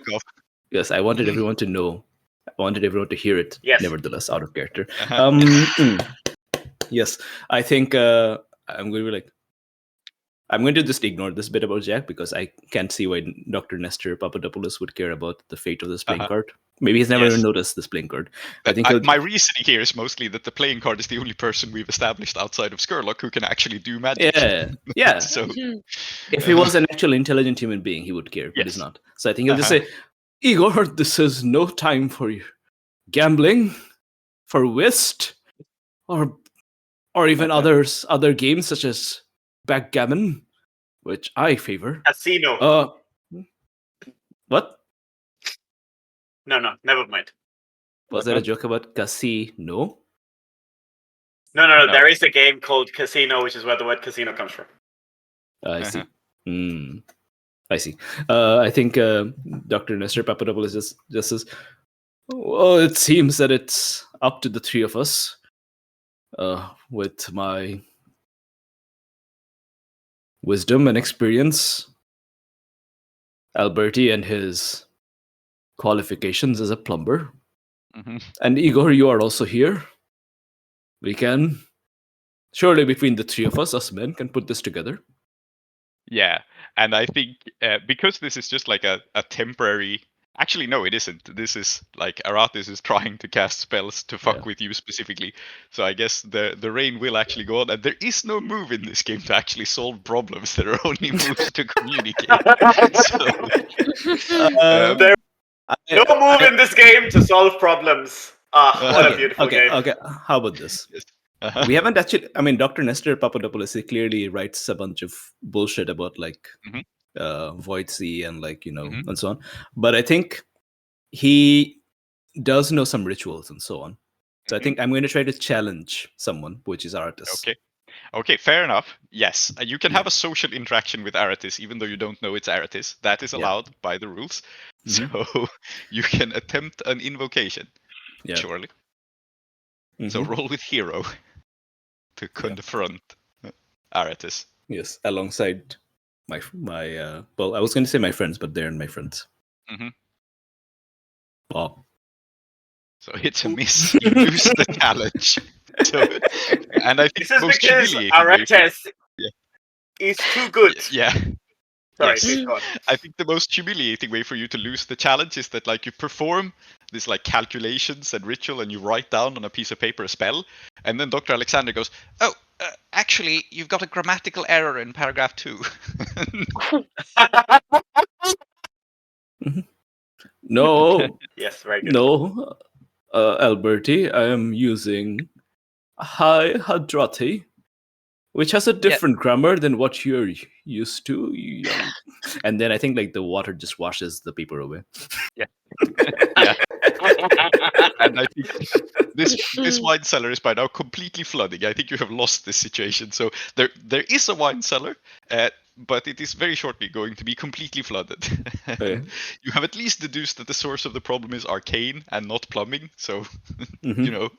yay. Meanwhile, let's cut to Lissa though, who was sneaking away because like the wine cellar is flooding and basically the entire basement is flooding. Where are you going? Oh, I was going to speak to Aratis as well. Oh, so you're just fucking off from the wine cellar and finding the lounge singer. Yes, Uh-huh. he might be helpful here. He's got connections. He knows Scurlock. Yeah, very good. So you're going to run into Yamani then, who is outside of this room. I think, because it's fun to have PCs run into each other. So Yamani here. Yeah. Hi. Hello. How goes your day today? Ah, yes. Young, what was your name? Something irrelevant, no? Lissa? Well, this Well, is just meanwhile- having a good time. meanwhile, you can hear in the background, I think like this singing building up to like an arcane chant now, but it's still very pretty singing Yeah. coming from like Yeah, the this shut is door. really good. Oh, were you listening to Aratis's singing as well? He's such a Yes, talent. quite beautiful. He's such a talent. He really is. And so difficult to appreciate, don't you agree? Oh no, in my experience, he's always been very helpful to me. Oh, Very has lovely. he? Very lovely. Yes. I see. Lovely. Well, if I recall, you had some manner of party that you intended. A party that Yes. you advocated over my capital idea to help Oh. our host. I am so sorry. Did I steal your fun? What can I do anything to make it up to you? As it happens, you I can. don't mean to intrude. It's just why I thought that this would ingratiate you with the Lord Scurlock. After all, he's got quite a wine cellar down there, and of course he's forgotten about it. You might be able to remind him of the good old days as a friend. I see. That's what you thought, did you? Indeed. Oh, I didn't mean to assume. You are no. Well, perhaps you should stop assuming then. For you seem to be exceedingly poor at it. If you truly do wish to help me, there is a manner in which you can do this. Why don't you go and find out what Jack is doing with the croquet? Because he's under strict instructions to ensure that it is set up just in the way that they used to back in Vanathathras. Oh, back before the Unity War, do you mean? This is where I will Yes, introduce before that the Lissa is Unity unfortunately- War, yes. Yes. Lissa is unfortunately being pursued by Igor, who is investigating this. So at this moment, Igor appears and goes, "Ah, so you're responsible for the hijacking," he says, and then snickers to himself for the pun. Oh, excellent. Very good, Igor. That's an excellent pun. I require him back. Responsible? The basement is... Yeah. I require him back. The basement is flooding. Garden, you said? Yes. And unless you do anything, Well, Igor is going to just go and snatch away Jack. I'm 1,000,000,000% going to do something. And what I'm going to do is I'm going to look Igor straight in the eye. and I will say, now, of course, I cannot deny you anything, Igor. I am your servant, as you are Scurlock's. But you would be doing me a great favor if, before you snatched him back, you ensured that the croquet game was set up exactly like the vault in Vanithathras. And again, this is just me looking at him and saying, you know me and I know you, so you can do what I tell you to, or I will do something. What? I don't know. Yeah, you're challenging him again. You're being quite threatening, I think. So challenge him with hero, and let's see if you come out the victor and you get what you want. And Lissa's here, so may assist or interfere. Oh, for crying out! This is horrific every time. Yeah. So, Walters of Vanithathras is what I need to bring up. On a 10+, you are the victor and you don't make enemies. So, Igor just grunts and he says, "Very well," and he withdraws. And so, yes, the game of croquet will be arranged.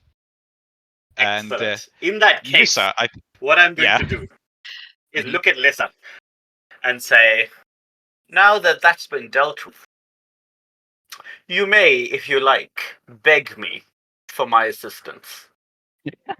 Wow. What absolute victory.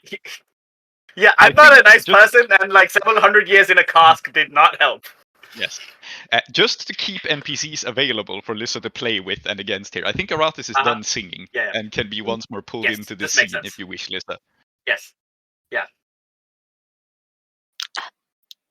The Brocala family are not in the business of begging, and she kind of straightens up. We're not in the business of begging. My father will be hearing about this. And I really would love for you to be at the party tonight. After, of course, your croquet. I believe Lord Scurlock is out on the tennis courts. And she kind of like pats you on the hand. She's like, I've got business now, but I appreciate what you said. Really. We can open negotiations at a later time.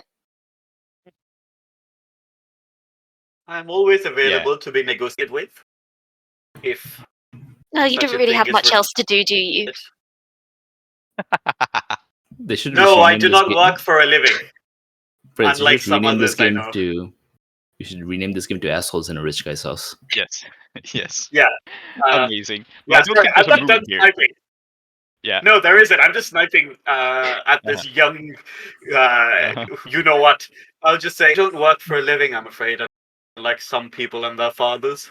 I don't know what tree. Because it's actually very rude to comment on one's parentage, I guess, but also you deserved it. Yes. So we're having a very standoffish moment. And I think so this is the moment that Aratis should show up. Yes, and I think Lissa is pushing past to go talk to Aratis, right? I think that's how it was framed. Yeah. Is that correct, Lissa? Yes. Yeah. So you move past into the room where Aratis is looking over the sheet music. And he looks up and he says, "Oh." And he looks at Lissa and he has probably no opinion on Lissa whatsoever. He expected Yamani or someone else to bother him, and then he just looks kind of confused. I just wanted to say you're singing so beautiful, so touching. I was just wondering, would you mind singing at my party tonight? Oh, you sneaky little bitch. Uh-huh. Well, it's your call whether you're opening your heart to Aratis, which is one possible take on this, or whether you're doing something sneaky and underhanded behind Yamani's back. You can frame it either way you like. I'd like to frame it that Lissa's being legitimate. She does legitimately like his singing. Okay, then roll with Poet. And just open your heart to him, and yes, so how it goes. It's just everyone here's been difficult with me, and Oh, and it's a fucking 4. So yeah, this is great. I'm having such a good time. I have contingencies. Don't worry. I do feel bad about this, but however, they misunderstand your intentions as uncharitably as possible. So I think it's just funnier if he thinks everyone is just Papadopoulos' pawns for some reason. Yep. He was like, "Oh, you want me to be at the party tonight, do you? What is he hiding, the doctor? Where will he be?" At the party, of course. At the party. A double bluff, or perhaps a triple bluff. What? Yes, the pieces are falling into place. I will be there, or not. But I will, or not. Maybe. See. Oh my God. And Aratis backs out of the room, embroiled in his 4D chess match with Dr. Papadopoulos. Dr. Papadopoulos, on the other hand, is actually playing croquet, so... I'm drowning in a basement. What are you talking about? Oh, Olympic swimming. My bad. That's what it was. Synchronized swimming. Yes. That actually gives me a good idea. But we'll get to it. Yes, I think we're cutting back. We should move on to the high T movement, like the mid game. I think we're there. Yes. So, like we have our setups mostly in place, I think. But let's see you get out of the flooded basement. I think the main consequences with flooding is that you have lost access to the basement and all of the things in it because, well, Aratis has now flooded it. So we were in the basement and then it started flooding and now we're up to our necks in water, I guess. Yes. Very rapidly. Pretty much. Like you can swim out. This is a rather incompetent demon, I guess, because he's attempting to drown you very slowly.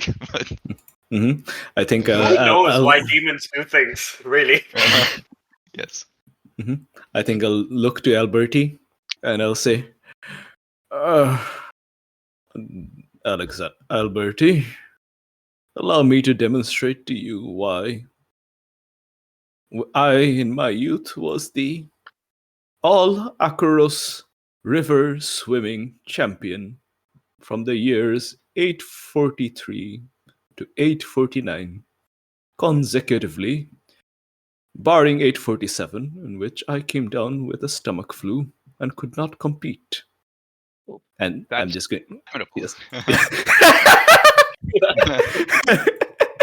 And I'm going to try to. I'm going to try to outswim him because he is one of the reasons he's jacked as hell is that he's a swimming champion. Okay. Yes. I was about to say he's just like, I've never really done sports. I was too busy with my PhD in lifting. But Plumbing requires a lot of strength. Them pipes, working on them pipes all night. Yes. Okay, so I'm going to try to outswim. You're going to challenge him for no reason. Very good. And Igor's just next to us. I think he just pulled out, I don't know, an inflatable dinghy from his overcoat. It's like, at least. Let's see this roll. Okay, so it's an 8. You choose. You are the victor. You don't make enemies or rivals. I think it's funnier if you choose you don't make enemies or rivals, but it's your call. I think I leap into the water and then I vanish. Okay. And then I kind of like bob up like 6 seconds later from like the other opposite end, like instead of the stairs. I was like, help! Alberti! Eagle! And they will rescue you and drag you bedraggled out of the basement. Oh, but I gave a good showing, didn't I, Alberti? Yes. That was magnificent.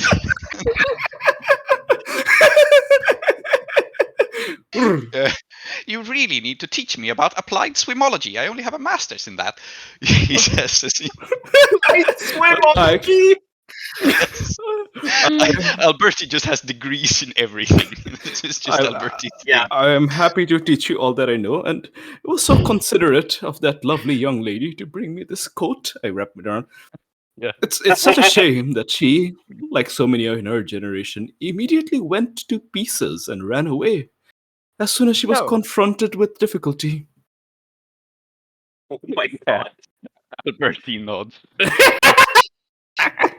And sympathetically I want to be drags you clear to that tea. Nestor is worse. Nestor is worse than Lissa or Yamini by a huge distance. Also, I just love the scene that like Nestor's being dragged out, like wet, bedraggled, having almost drowned, and then Nestor goes like, "Well, I'd best get you to tea. It's almost time." Come on. Oh, you can warm up near the fire. Perhaps my constitution could stretch itself towards a small drop of brandy in tea. Yes, Igor says like, "Yes, excellent. I'll get the," and then he looks down towards the flooded wine cellar, and he goes, "I'll get the, He'll go to the I'll market. get what's left over in the cupboard." Unclear why Scurlock has a demon in his house that floods his basement for shits and giggles, but here we are. It's funny. I'm sorry. Yes. Yeah, you just said why. Very clearly, it's because it's funny.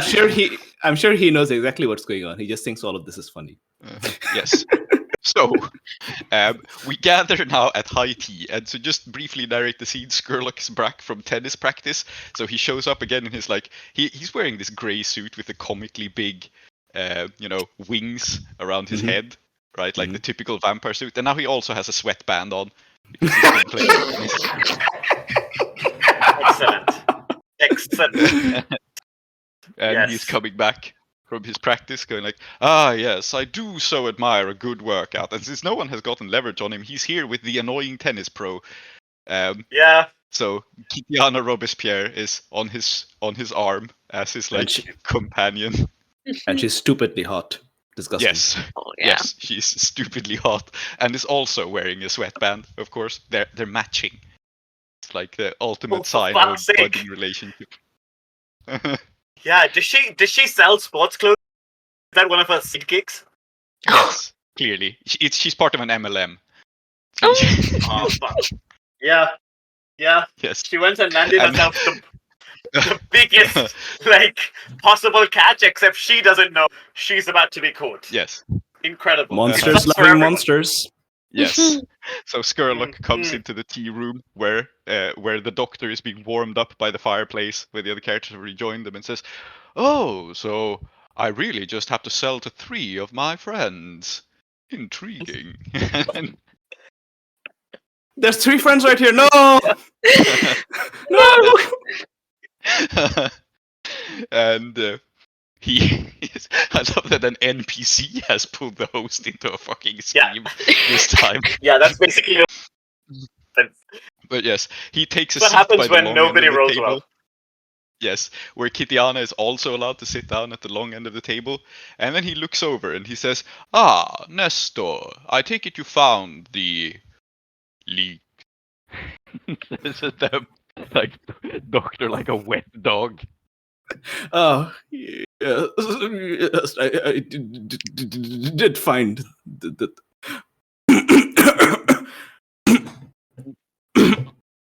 Yes, and I'm triggering your move here. I think at high tea announced that you have found the most expedient solution, but it will require some minor sacrifices. Okay, let's minor sacrifices, you say? Yes. So, if you can name something important another PC has and you will need, treat this move as an automatic hit. Otherwise, roll spy. So, what do the others have? I mean, nothing. Lysa doesn't actually have wine. No. Not anymore. Things have just got poorly for Lyssa throughout. But what she does have is a father whom she's mentioned a couple times. Yes, you could ask for him. Yes, that's what I'm going to do. I think as soon as I'm done chattering, and I've had for a man who can't drink wine, I'm knocking this brandy back. Knocking it back all the way around the park, and I kind of recover myself and say, "Oh yes, it's quite a strange thing, your lordship. It's clearly some sort of arcane hex put upon your household. I could not identify the source, but it smacked of demons. Demons! It did. And while I was battling away with the help of Dr. Alexander and the lovely Miss Brocala, Miss Brocala mentioned that we were speaking about Miss Brocala's wines and the teas that she was serving for high tea, and she mentioned her father. And it seems to me that if we wish to banish this hex, then what we require, as I have argued in of volumes 1, 2, and 4 of hex banishing rituals and stratagems. And then he kind of like pauses as he tries to remember what he said. Yes. And then he just says, it will require the ingress of one who has not been present in the household while it was cursed. Yeah. And who better than dear Papa with his wines and teas? Yes. Excellent. So, how this works is you automatically command Vaso because you have triggered another PC. However, each other player names how the costs will spiral out of control or require more resources you hadn't thought of. So, both Salty and Tree, you now mention how this is more expensive than what Dr. Papadopoulos thinks. Yeah. So this is an out-of-character thing. It's not your character saying it. Mm-hmm. Sorry, that took so long. I mean, it took a bit long because it's him, but also I was trying to figure out what the fuck I was going to say. Yes.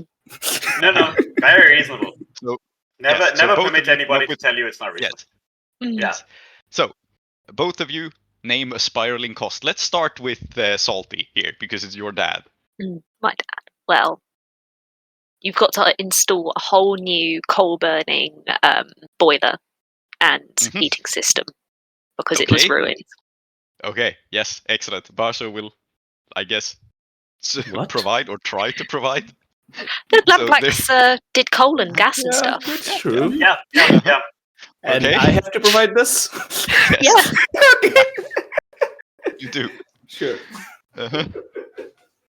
So, okay, you will need Bazo Bas, you will need a coal burner, and you will need what else, Tree? Well, I think that the third thing that you'll need is Aretus's explicit cooperation. Because how the hell are you going to do this without the sea demon letting you? Will implicit do? No!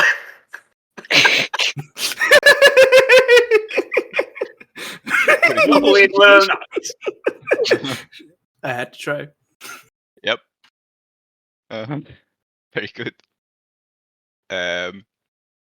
Excellent. So that's your move. So you start to think about this, and I think this finishes your high tea move.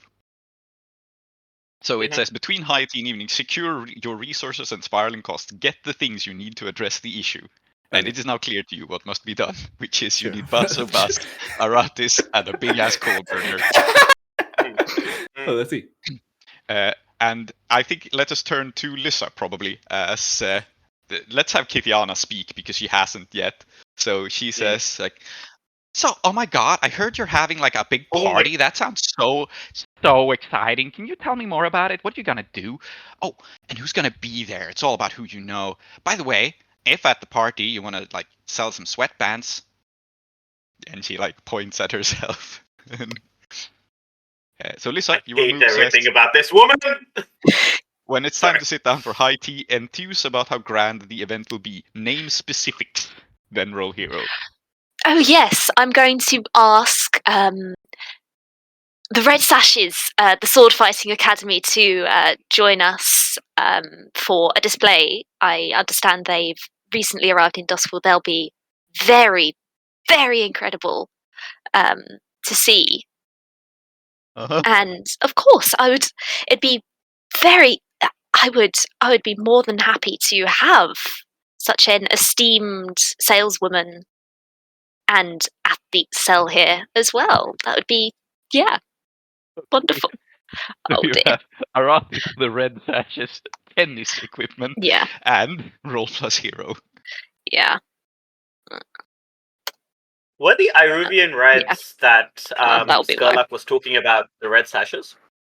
Maybe. Yes, maybe he drinks Maybe, from them yeah. sometimes. I was talking about Oh my god. Mm-hmm. Oh, Yeah. sorry. Yeah. Maybe they are, yeah. Maybe they are. Mm-hmm. 7. It's not too bad. Okay, a success. So, let me check the move. And it says, on a hit, you hype up the party further. Every other PC that has promised to attend names something they expect from the party, and you must arrange it. So, I've already said what I want. Which is, Oh, just yeah. for the record. Do select the T's. Select T's. Red sashes. Because that's what Lisa promised. And what does Yamani expect from the party? You can say you will not attend. You are allowed to say you will not attend the party, and then you don't add anything. But Yeah, no, but I better attend. Mm-hmm. Yeah.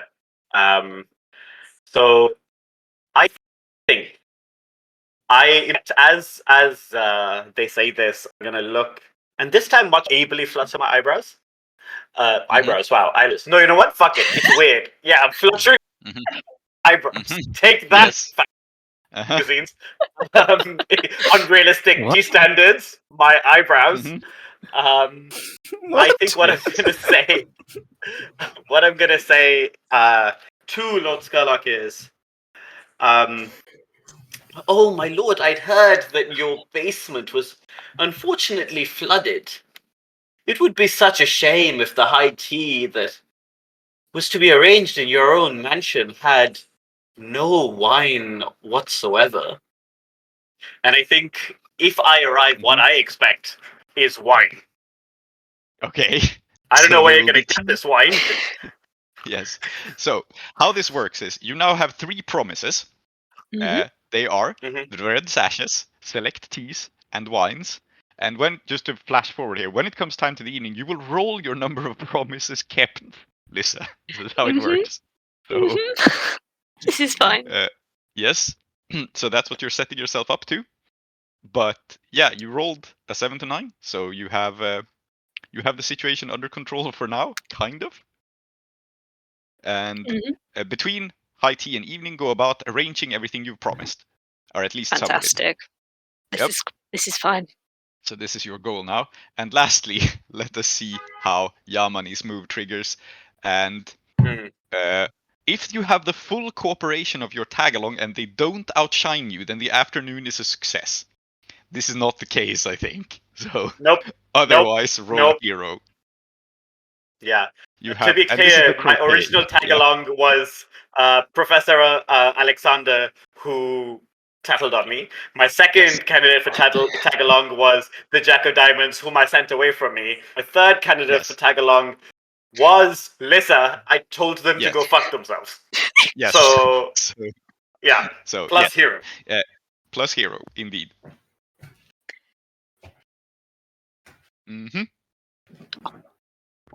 That's a 10. Actually, no, it's not. I'm going to make that a 9. Okay. Scandal! Spend the hospitality to interfere. Very good. Oh, yeah. And how are you interfering? You don't have to say, but just out of interest. What is your... I think Lissa leans forwards, and that's her own eyelashes. And at this point, her dress is very much a little bit slipping. Take it neck out, presenting a far more appealing image. Yes, so he's distracted. Lovely. So this is just a 9. What this means is that the host is overall pleased with the croquet. So I guess in this case, he will be intrigued and will actually go play croquet next. He goes yes, let's switch up the activities. Kitiana was just telling me how other sports can be good for the tennis player, like ice hockey.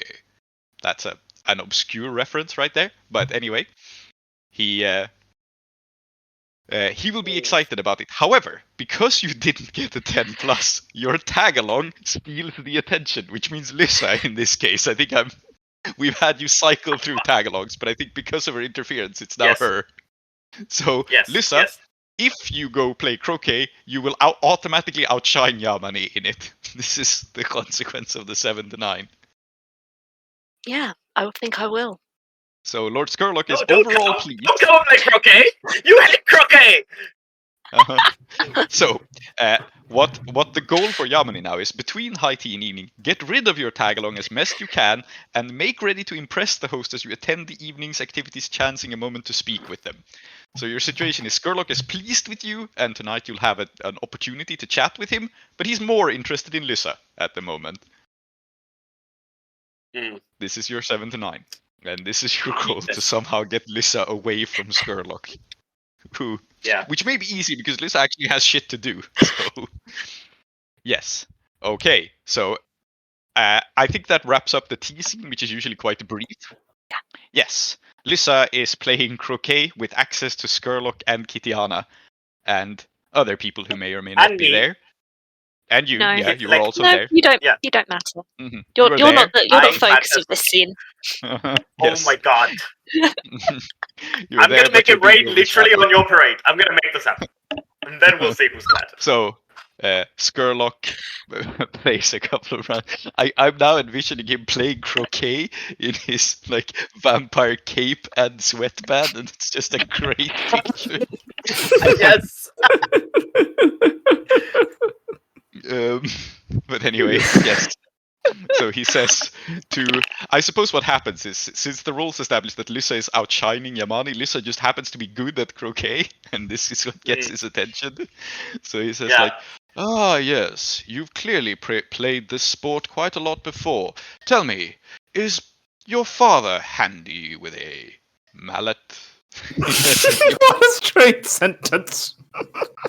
And he menacingly raises the croquet mallet. A mallet and a stake? Yes. Mm-hmm. Bazo Vampire Hunter. Yeah, I think we established. Yes. Yes. Uh-huh. Yes. He taught me all he knows about the fine art of croquet. But of course, his true love is for tennis at the moment, as is fashionable. Yes. Yeah. It's your go, Lord Scurlock. Ah, yes. I never took him for a cultured man. Once he sent some scoundrels to try and break into my mansion, and some manner of a score. How gosh. Oh, how gauche. Indeed. But I'm glad to see he has changed his ways. Scurlock uses words like score? Yes, in this case it does. Yeah. I'm going to try and muscle in here if that's okay, because I feel like that's what Yamini needs to do. I don't want to steal the scene, but I want to add one very important detail that I think will add a little bit of texture to this. I'm going to use the ability when you can spend a scandal. You can gain a scandal to introduce an NPC to the household. So I think Bazobaz is on his way because I've invited him. Very good. Yes. Bazobaz, Vampire Hunter. Oh shit! Bazobaz, Vampire Hunter will arrive in this scene. Yeah, spend a scandal. There you go. Yes, I don't know he's a vampire hunter. I just know that he's someone who works with wine. Apparently, I don't know. He's a gentleman. When you spend a scandal, you may also declare declare him a problem for someone particular. So, or an asset to me. Yes. Do you want him to be a problem to? I mean, he is an asset to you. That's already given. But since you're spending scandal, you can also make him a problem. So, do you want him to be a problem to Lyssa or Yamani? I'm just. Spicy. I feel like I have directly. I think I'm allowed to say both. Okay, then of course I'll say both. Okay, yeah.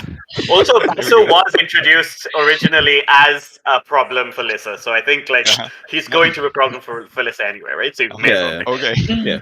But I think if he's a problem for you, it's also because he's vampire hunter, but he hunts other things too. Mm-hmm.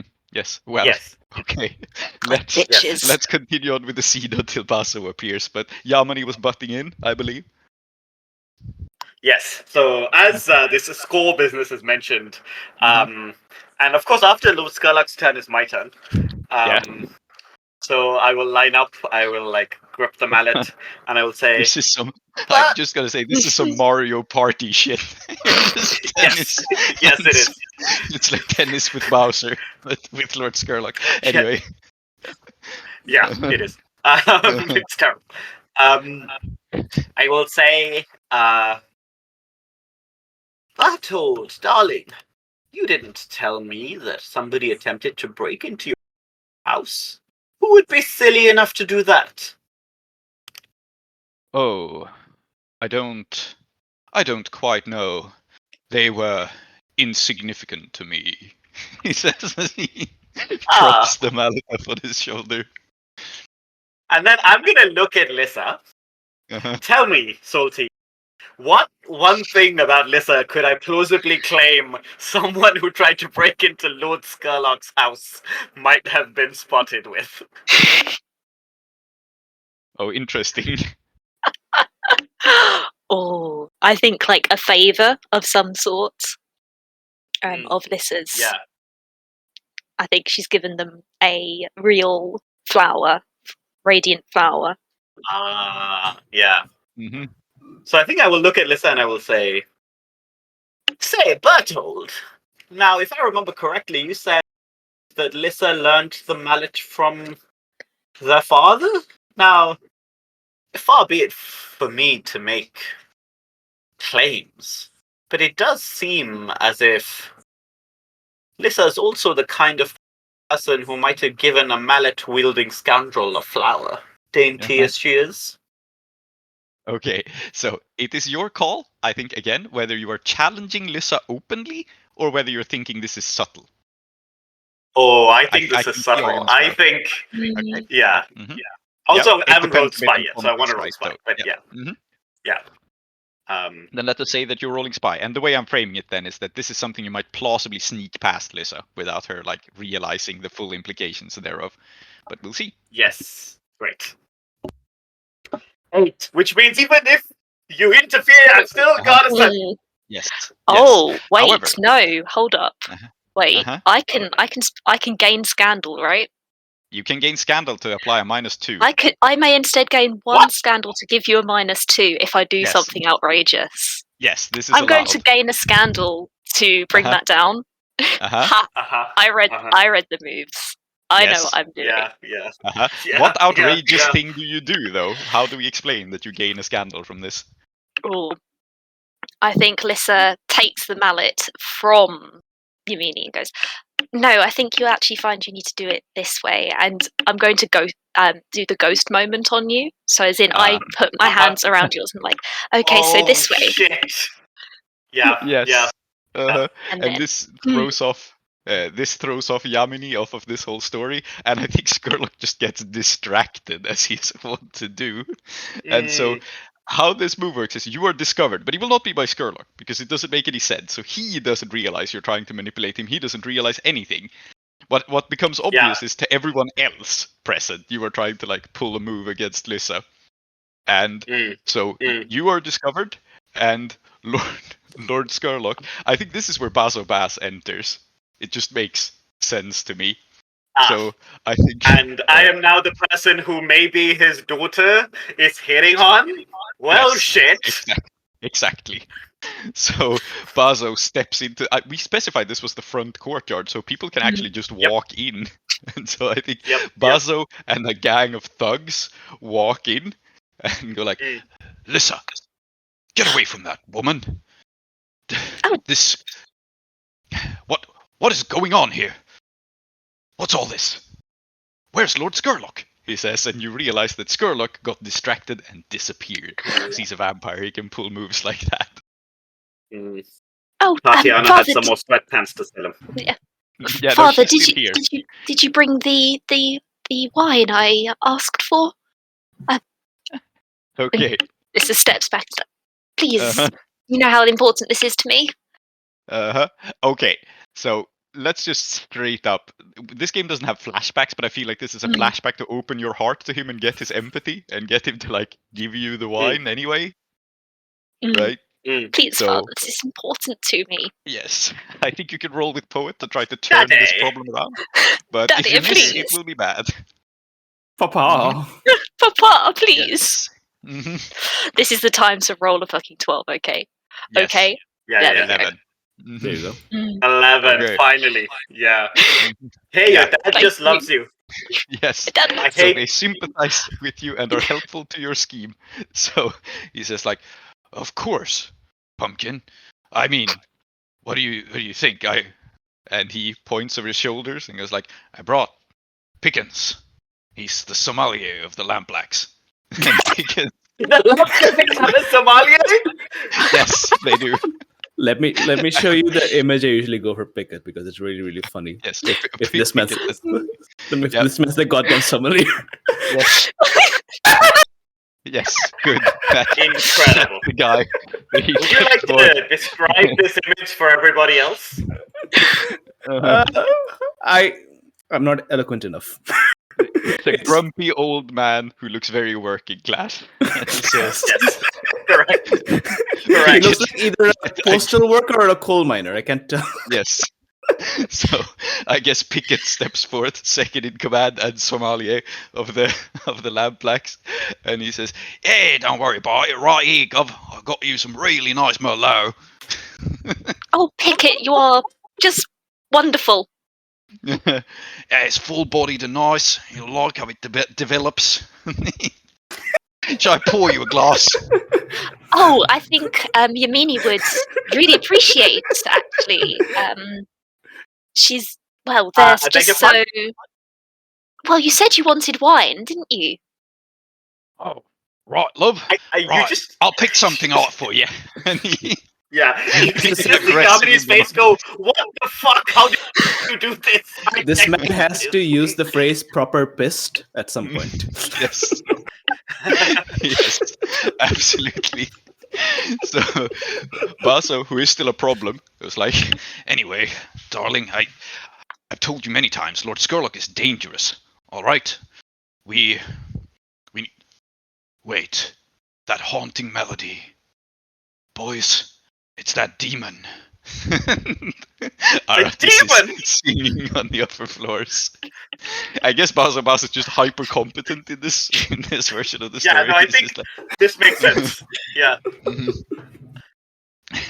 he My goes Lord Skull, did you hear that accusation? He claims there is a demon in your house. Lord Scurlock is still not present. He has vanished. But instead Yeah, you I know. hear Igor behind you. Instead you hear Igor behind you going, shall I call for an exterminator?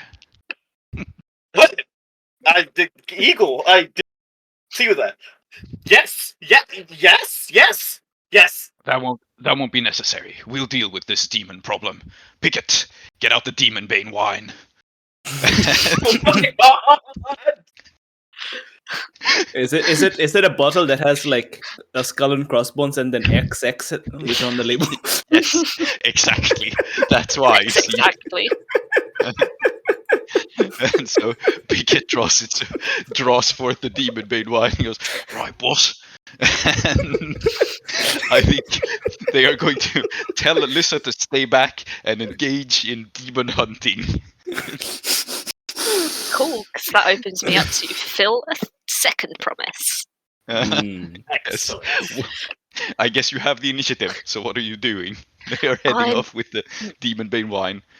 Mm-hmm. I'm going to go and find Jack of Diamonds. Okay, and yeah, ask Jack it of to Diamonds get is in just kind of contact. hanging out. Yeah, I'm just like, oh Jack, it's going wonderfully all of a sudden. Yes, isn't it?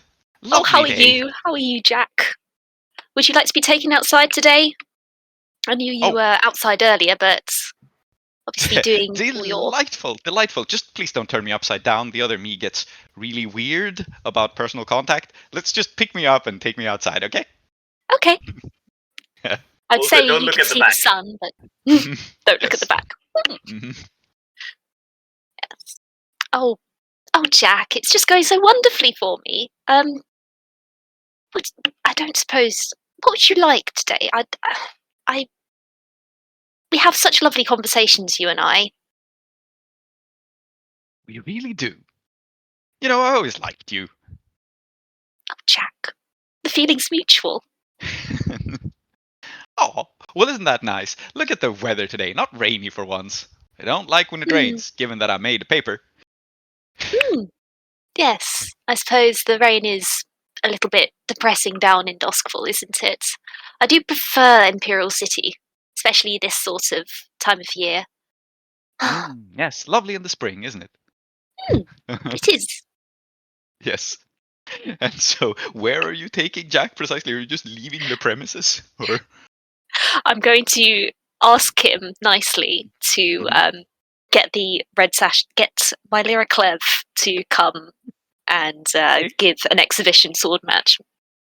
Like, okay. crack of diamonds. You I know you have. understand that- Yeah. Yes. Okay, please go on. Yeah. Uh-huh. I promised it. I have to deliver, right? And I think this is the funniest way to do so. Yes. I mean, you're right, Jack you're is apparently some kind of world-bending magician, so if anyone can do it, it's probably Jack. And as a wise man once said, if I promise, I must deliver. Mm-hmm. Yes. Okay, so I guess you're just openly asking Jack, so you're rolling with Poet again? Yeah.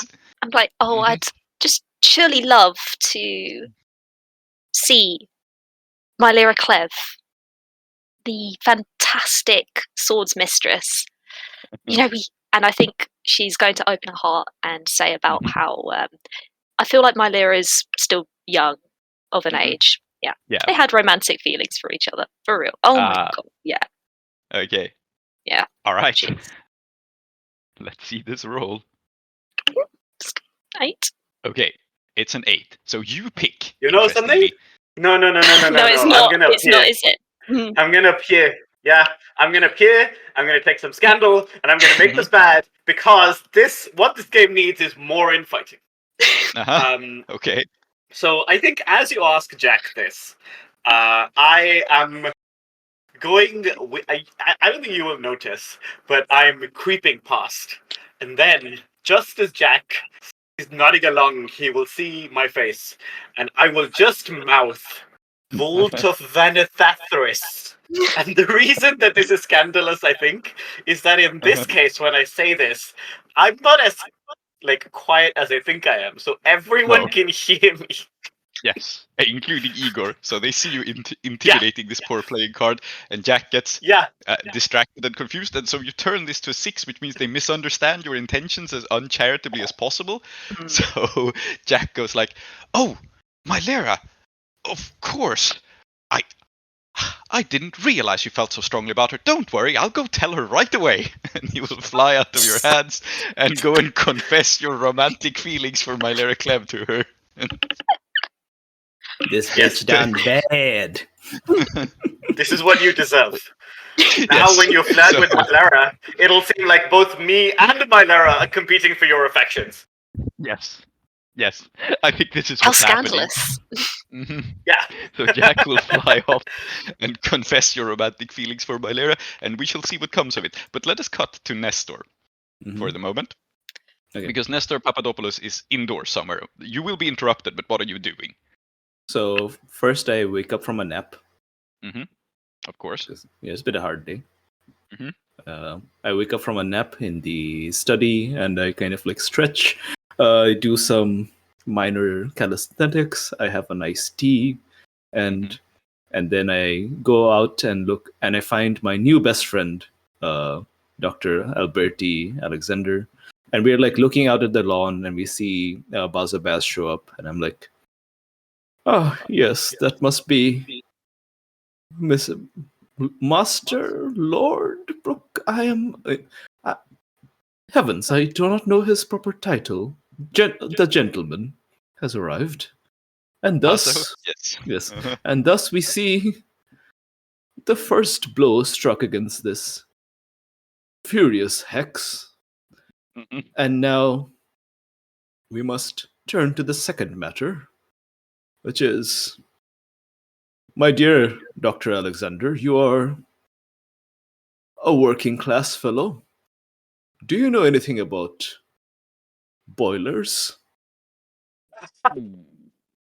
Well, they're not electroplasmic, so they're not my specialty. nor are they strictly speaking plumbing, but I mean, I suppose one could combine the two fields and make something interdisciplinary.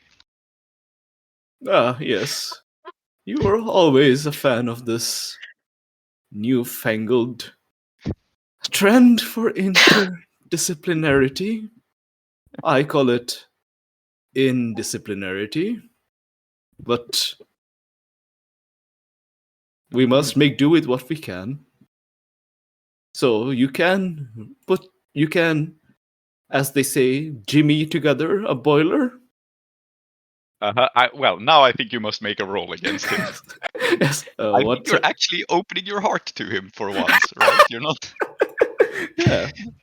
You have been confronting him and trying to, but I think now you're just actually asking for his empathy and his help. So roll with poet. Now we're friends. Yes. It's a 9. It's a 9. Okay, if no one intervenes, finally, you actually get to choose one. So they sympathize with you, but you speak too plainly, take a scandal, reveal a secret, or they take it too far and overreact. Huh. Secrets? Maybe I reveal I actually don't like this reveal a secret option, and I might remove it from the game. But you can choose it if you wish. It's there for now. The only reason I was mildly attracted to it is that I have revealed next to nothing about myself. Yeah. But also maybe that's funny. Yeah. I would like them to take it too far and overreact because that's the funniest option. Yes. Very good. So you don't take a scandal. So he goes, yes, I had an idea. And he shoves his finger into the air. And what is happening here is he is going to absolutely jury rig an electroplasmic boiler out of stuff around the house, which 1, he's going to break stuff in the process, and 2, electroplasm is something that's actually quite harmful to supernatural creatures. And Lord Scurlock may not wish to want it in his house. So, Oh. But he's going to build an electroplasmic boiler. Them's the breaks, as they say in Severus. Yes. And Severus, you can say things like this. And a moment as you send Dr. Alexander away to work on his brilliant new electroplasmic boiler invention, Bazo and Pickett will appear next to you, and they go "Old man, I'm sorry to take away your attention, but have you seen any signs of a singing demon about?" Yes, it's that horrible crooner. Demon... No, yes, why not? Why not put it in as strong a word as possible? I agree with you. You must be the gentleman, Mr. Bazo Baz Brokella. Yes, the very same. A plain-speaking man. It's a pity that your daughter did not inherit your candor. You're such a I see you there. But the thing about yes, I was just gonna say the thing about growing up in the kind of household that Klow and I have is that we're really good at this. Yes. Well, anyway, yes, I think yes, this I do happen to have a few spare moments as Dr. Alexander works on his coal-burning electroplasmic boiler. He explained it. I found it tedious. I did not listen. But he's occupied, and I find myself with a free afternoon. So I can, in fact, show you to where this lounge singer lounges about. And, they call this genre, which is the word that the Sephirothi use to describe type. This genre of the genre of music, if it can be called music, they call it the blues. The blues. What is blue about this sort of music beyond that one wishes that one were blue and cold and dead rather than hear such? You hear that, Pickett? I think you got it. Get out the blue wine. Yeah, I think you hit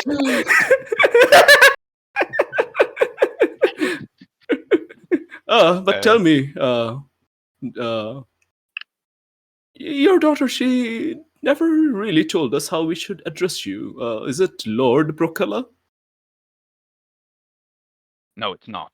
You can call me Vampire Hunter Brokella. I guess that's his title too. Appreciate that you would allow me to do such, but I've no. Mr. Brokella is good enough then. Yes. Then. And I think hate everything about this. We're just heading to the Yes, they're heading to the lounge. And just because I think it's funny, we'll stay on this scene. Just because I think it's funny, I think Eratis, who is like an all-powerful demon, has spent all of this time preparing for your 4D chess by doing nothing, and is just in the same room. Yeah. And so you accompany Basso as he kicks in the door and goes like, "So that's the source of the demonic music. Pickett!" And Pickett holds up this jar that says XXX and has a skull and crossbones on it. And Aratis like flinches back and hisses like a vampire. So do I. And I say, Yes. do forgive me. I'm an old and slightly infirm man, and the fumes of that alcohol. And I kind of like flinch away. To be away from it. Yes. Is there something you're attempting to do in the scene? Otherwise, Bass will just have an epic confrontation with Eratis the demon. Oh, yeah? Okay. Well, of course, it's much more interesting if I do it. So I think I turn to Eratis, whom I have no idea is the source of my problems. And I'll just say, and as for you... And then I kind of like look at him and with my finger pointed at him and shaking as I try to remember his name and I fail. Yes. And then I just say, Your days of haunting this manor are over. Go find yourself some 2-bit whiskey bar to sing. To go and tell them about love and what she done wrong to you or whatever ungrammatical formulations. Okay, fantastic. Yeah, and I think like what I'm doing, because I'm pointing at a demon and I'm telling him to be gone. And even though I don't realize that's what I'm doing, I am a powerful archmage of some sort. Even if I spend my time doing other things. Okay. Cool. Yeah, I am. So, well, it's definitely a challenge. Yes. Challenge someone. Be gone from this house. Yes, and I think you have the effect to do it. So what do you roll? Challenge someone. It's like hero. It's always heroes. Yeah. All right. Yep.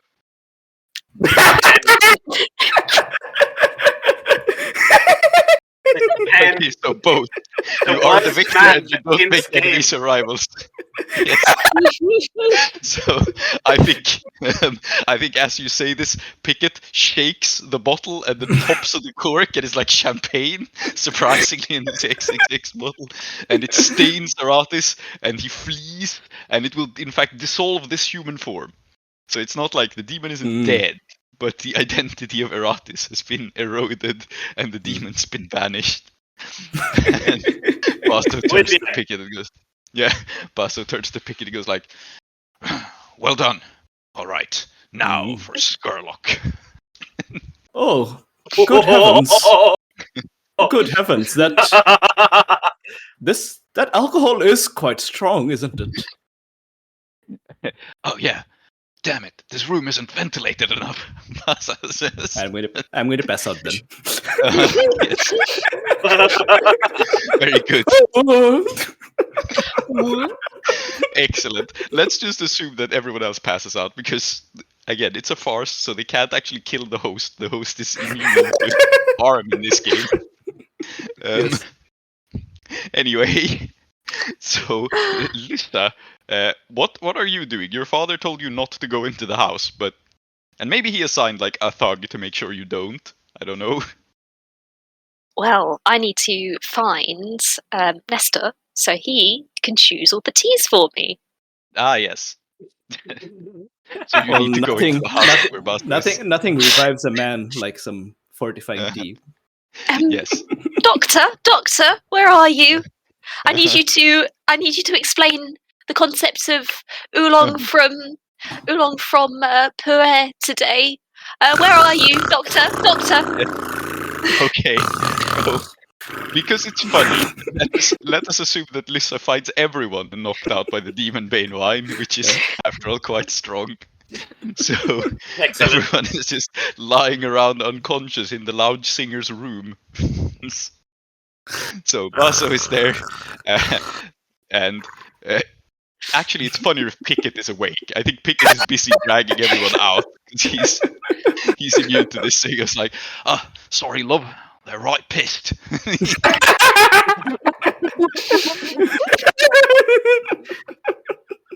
He pulls people out of the room. Oh, Pickett, would you like some help? Oh, love it. Yeah, thanks. You want to take the doctor? And Yes, of course. I need to talk to him. Old man. Yeah. Okay. I'm going to take him to his chambers. Hopefully they're a little bit drier than they were this morning. Let me tell you. He would not stop going on about it. Oh, yeah. Pickett looks around and he goes like, hey, nice place. You think anyone mind if I swipe this? And he picks up a chandelier. Off the floor? Yes. Well, I think it might go missing, Pickett. But I must say, Demina does know about the fact that my father did hire people to steal from Lord Scurlock. And one of them was the one I was interested in, and that's not very fun for me to have to explain. I mean, I think I managed to take a little bit of heat off myself, but you need to be more subtle about things.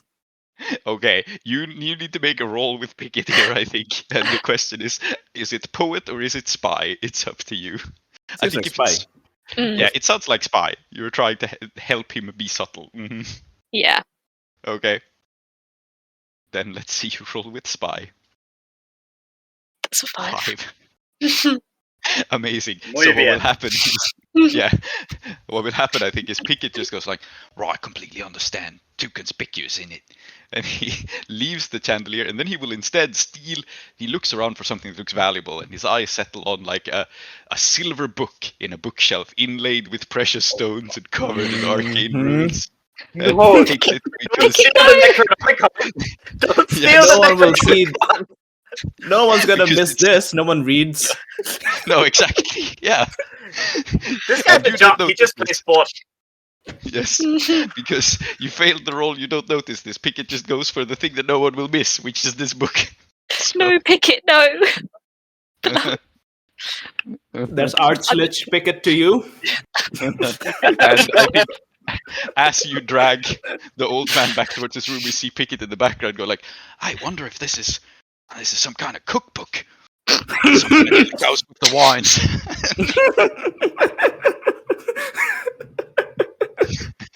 Yes. Get a flambe going.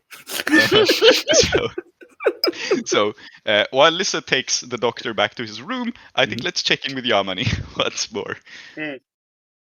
Great. Well, it's a problem and an issue, let me tell you, being a ghost in a person that doesn't know what's going on.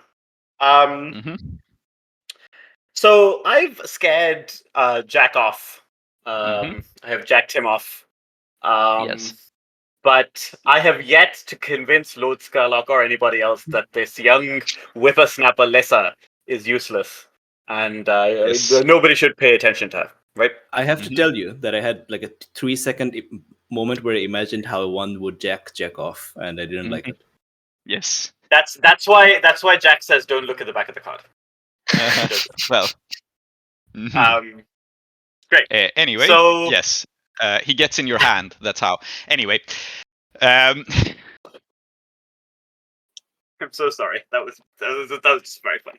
Okay. Let me recover from that for a second. So he comes to you. Okay. Yes. Sick. Yeah. I will look at Jack and I will say, Oh, Jack is leaving, Now but look. sure. Oh, sorry, not Jack. No, not Jack. Because Yeah. actually, I don't want to talk to him. I thought he was coming in my hand, but then I realized it was a joke. Yeah. Never mind. Yes. No. Jack I gotta figure out. Uh-huh. Yeah, no, go on. He's heading off to find my Lyra Clev. This is what he is doing. Did we all just break at this moment? Yes. Nothing works anymore. Anyway, go on. I then need to once more enlist somebody's help. And the only person left with whom I have not established, let us not call it a rapport. Let us call it an alliance that is soon to break down, maybe even immediately, is Kitiana Robespierre, an avid tennis player.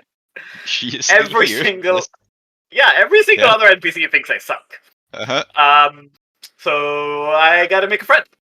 So I am gonna go up to Kitiana, and I will say, Kitiana, I was hoping to catch you on your own. Do you have a second to talk? Oh, always, girl. What's up? Right, I'm not a girl, but sure. Can you do me a favor now? Turn of phrase. Yeah, no, I know. Don't worry about it. Thinking in their head, if they liked her a little more, they'd probably be fine. And I think they will say, so here's the thing. Lord Scurlock, Bertold, my very dear friend, as you know, some years ago he robbed a vault. And he's been very concerned about keeping the context of that vault. Sorry? I just want to point out that you're telling his tennis coach that he robbed the vault market. Yeah. Sure. Yeah, Normal conversation. Go on. Like, I just, like, I was out of ideas 3 ideas ago, okay? Yes. I'll just say, so, he robbed a vault a little while ago, stole a few things, like a silver book, like a chandelier, some stuff, but also a lot of money. And he's been concerned for some time that there might be people in the house looking to steal his money from him. And I have to admit that of all the people in the house, you're the only person I feel I can trust with this secret. And if you're the only person left. Sorry, I just find this entire plan so funny. Go on. Yes, correct. You are right. And young Lisa Prochala, she's always struck me as someone very shady, someone very not quite the thing. So I was hoping you might help me convince Lord Scurlock that she's after his fortune. Okay, so it sounds like you're doing something underhanded and rolling with spy. Yep. And let's see how this goes. Because what? What the fuck? What the fuck? Yes. You're saying this to me? Hey man, I just come up with the stuff. It's truly wild. Yes. Roll with spy, please. Yes, give me 1 second. Lol. A fail. Incredible. So you're discovered. It is the funniest thing to occur. Let's be serious. So I think Kitiana says, I see what's going on here. Listen. He's part of my sales network. You're not getting in any sales to him. What are you selling? Essential oils? You bitch! Putting in on my business. What do you mean? I don't know what the hell. Not essential. What the hell is an essential oil? What the hell are you talking about? Yeah, she is thinking you're part of a rival MLM, you see. Yes, no, I know that. Like, I think, unfortunately, Yamini does not know what MLMs are. Well, she knows what monsters love other monsters, but she doesn't know what multi-level marketing is. Yes. So she's just like confused, absolutely befuddled by this turn of events. And I think Kitiana just kind of chews you out, and then she goes well, anyway, I've got a party to attend to because apparently the red sashes will be there, and you know what? I bet that sword arm translates into a really good forehand, and I just want to see how, if any of them want to join me for tennis. And maybe need some equipment.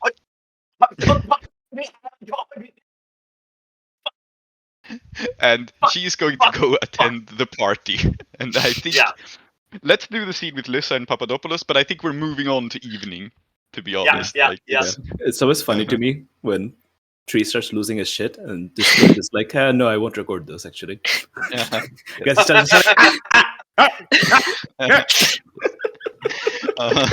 So, Lyssa and Papadopoulos, you wake. Papadopoulos, you wake up in your room. What does your room look like? Inadequate. Good enough description. Lyssa wakes you up. I wake up in my. I suppose it'll do, but anyway, I wake up in my bed, my big 4-poster bed. Yes. And so are you like standing at the foot of my bed, or kind of like on a chair, or like next to me, or what? What is the scene? Yeah. I think Lyssa is indeed sitting in the. I imagine it's like this moth-eaten wing-backed chair, and she's like paging through. No, it's actually really nice. Oh, it's a really nice chair. Yeah, it's just inadequate. It's not good enough. It's also a little bit damp, so it's like squishing. Mm-hmm. It's like, oh, you're awake, Doctor. Oh, good heavens, young lady, you should not. And I kind of look around. Oh, the scandal! You should not find yourself alone in a man's room. Oh my god. Mm-hmm. Oh, but I only wished to ask you your opinion on the tea selection and the. You said you wanted to have an opinion on it, and am I? No, young lady. Forgive me my little jest. And he gives them a sepulchral laugh. Mm-hmm. Do you feel up to taking a look at the teas my family make? I can muster the strength for you, my dear. I had a most enlightening and interesting interview with your father and his servant earlier. Oh, Pickett is such a doll, isn't he? He is a man of quality. And your father and myself and this Mr. Pickett, we saw eye to eye on the matter of lounge singers. And I kind of give a nod as if this should mean something.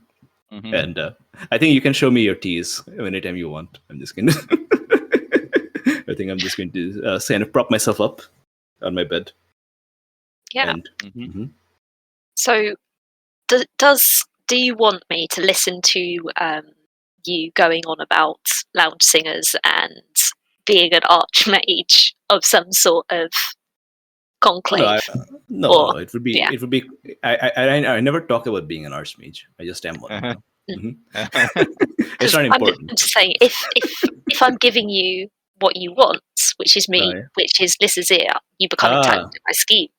Yes, because I would love to talk to you about tea and also lounge singers and so on. I will not mention the archmage thing because that's just boring. Yeah. So passe. Everybody knows an archmage on the street. Everybody's an archmage these days. Yes. Mm-hmm. It's not. It's quite refreshing to see someone of your generation showing an interest in the fine leaf.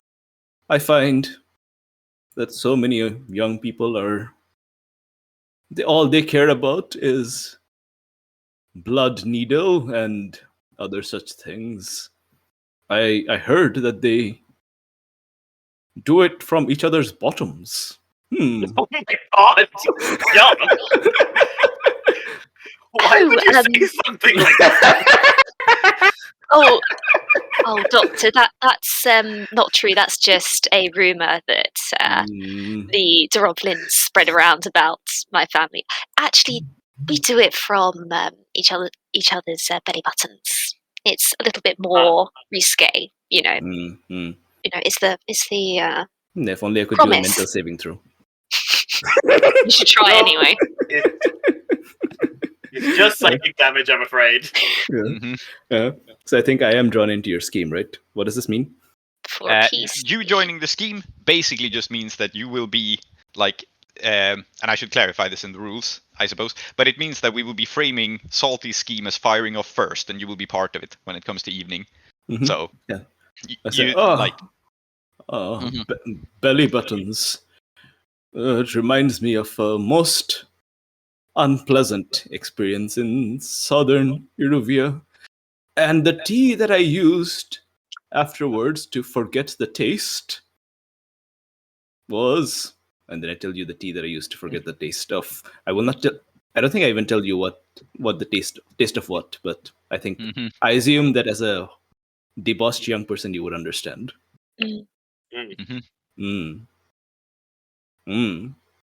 I too have once been with it and down. Down bad. Okay. Excellent. Yes. What I think this means is that you have delivered the hand-picked teas. I guess. I presume once you have hand-picked them, like Lissa can just get them from like the kitchen because they were in the kitchen and not in the flooded basement. Although it would have been funny if Aratis had turned the basement into Void Sea tea. But anyway. Maybe that's why she was doing it. I also appreciate, Prince, that you were like, okay, so this is what all this bullshit actually means in game terms. Thank you. Yes. I think it's time to move on towards evening. It just feels like the pacing is right for that. Yes, and so correct. Salty has the initiative. So, Lissa, it's finally time for the grand event. Hopefully you have persuaded as many as possible to attend. Welcome everyone and hold your opening performance, serve forth what you've cooked, etc. Then roll number of promises kept. So, you don't have Mylera Clem, but you do have tea and wine. Don't have Mylera Clem in the capacity I want her, unfortunately. Yes. No. Well. Mylera didn't show up? Mylera may show up depending on how this roll goes. That's how I'm framing it. But she has not been secured as an asset, right? So that's why I think she does not give you any plus on this roll. Yeah. I think that's fair to say. She might still appear in the scene, but I think it's funnier to like... So, before you roll, frame like the scene of the party, like what you have actually arranged. I think it's held outside, of course, because it's a nice day. So it's in the evening. Probably in the tennis court, right? The nice garden, since it's no longer being used for tennis. Not the one that's been smashed up by a croquet mallet. Yep. Hi.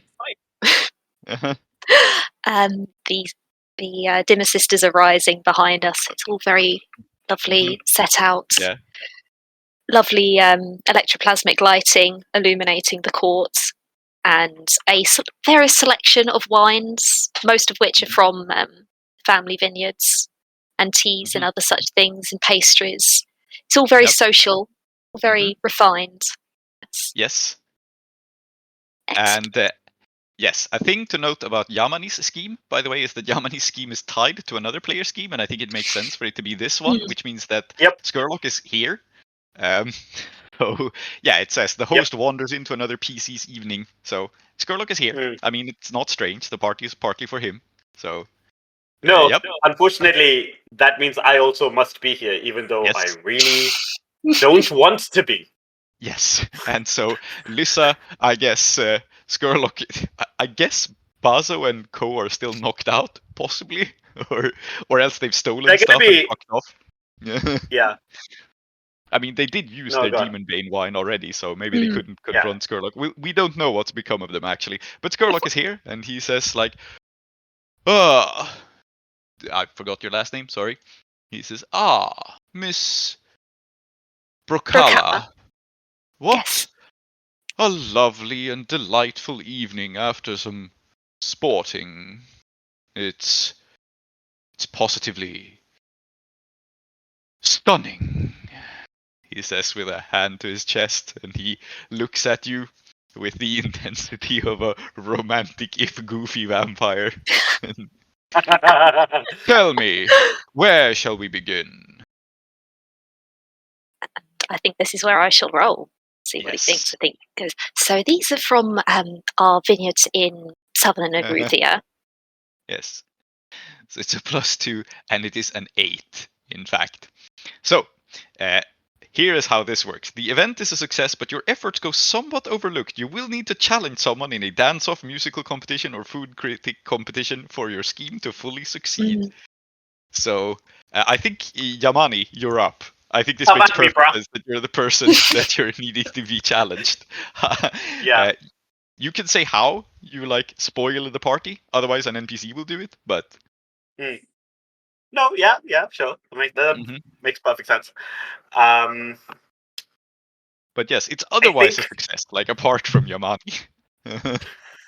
Yeah. No, absolutely. I think that I will. So is this thing that is it just tea tasting?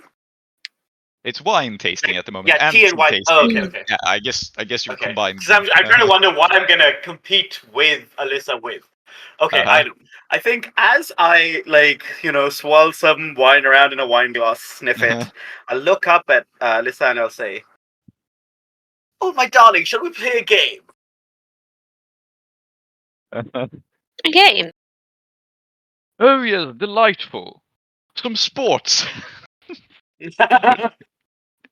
Indeed, a game, I was going to say something else, but now Lord Scurlock said some sports, so yes. I'm like, okay, some sports, sure. He is sports obsessed.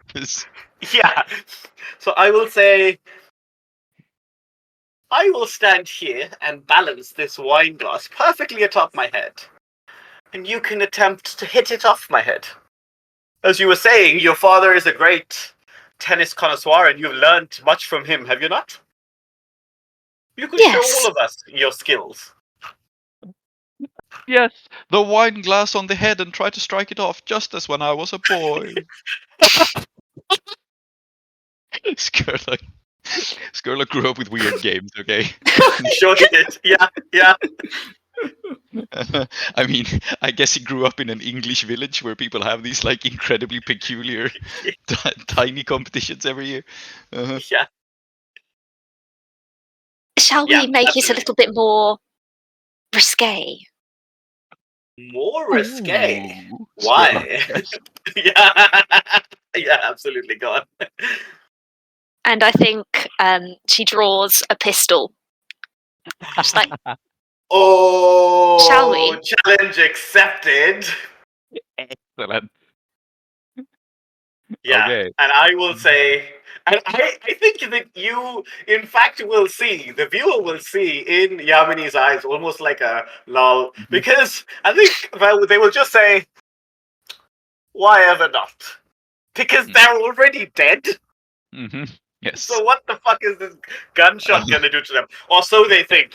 If this roll goes badly, it's possible that it's an electroplasmic bullet. So. Yep. Okay, let's see you challenge someone. Yeah. And let's see how it goes. Roll with hero. Cool. Okay. This is great. This is fine. Yep. So I've got +1 to this. Okay.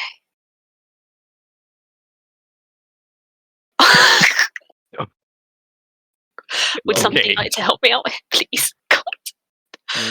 Well, you have a bailout actually if you miss on your final event,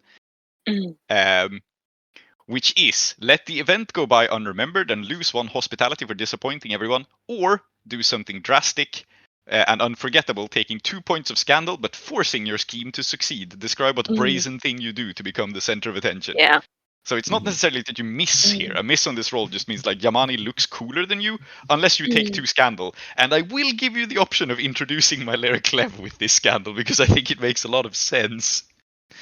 I will also say that it is very funny if what you do now is You cause scandal by successfully shooting me and revealing I'm a ghost.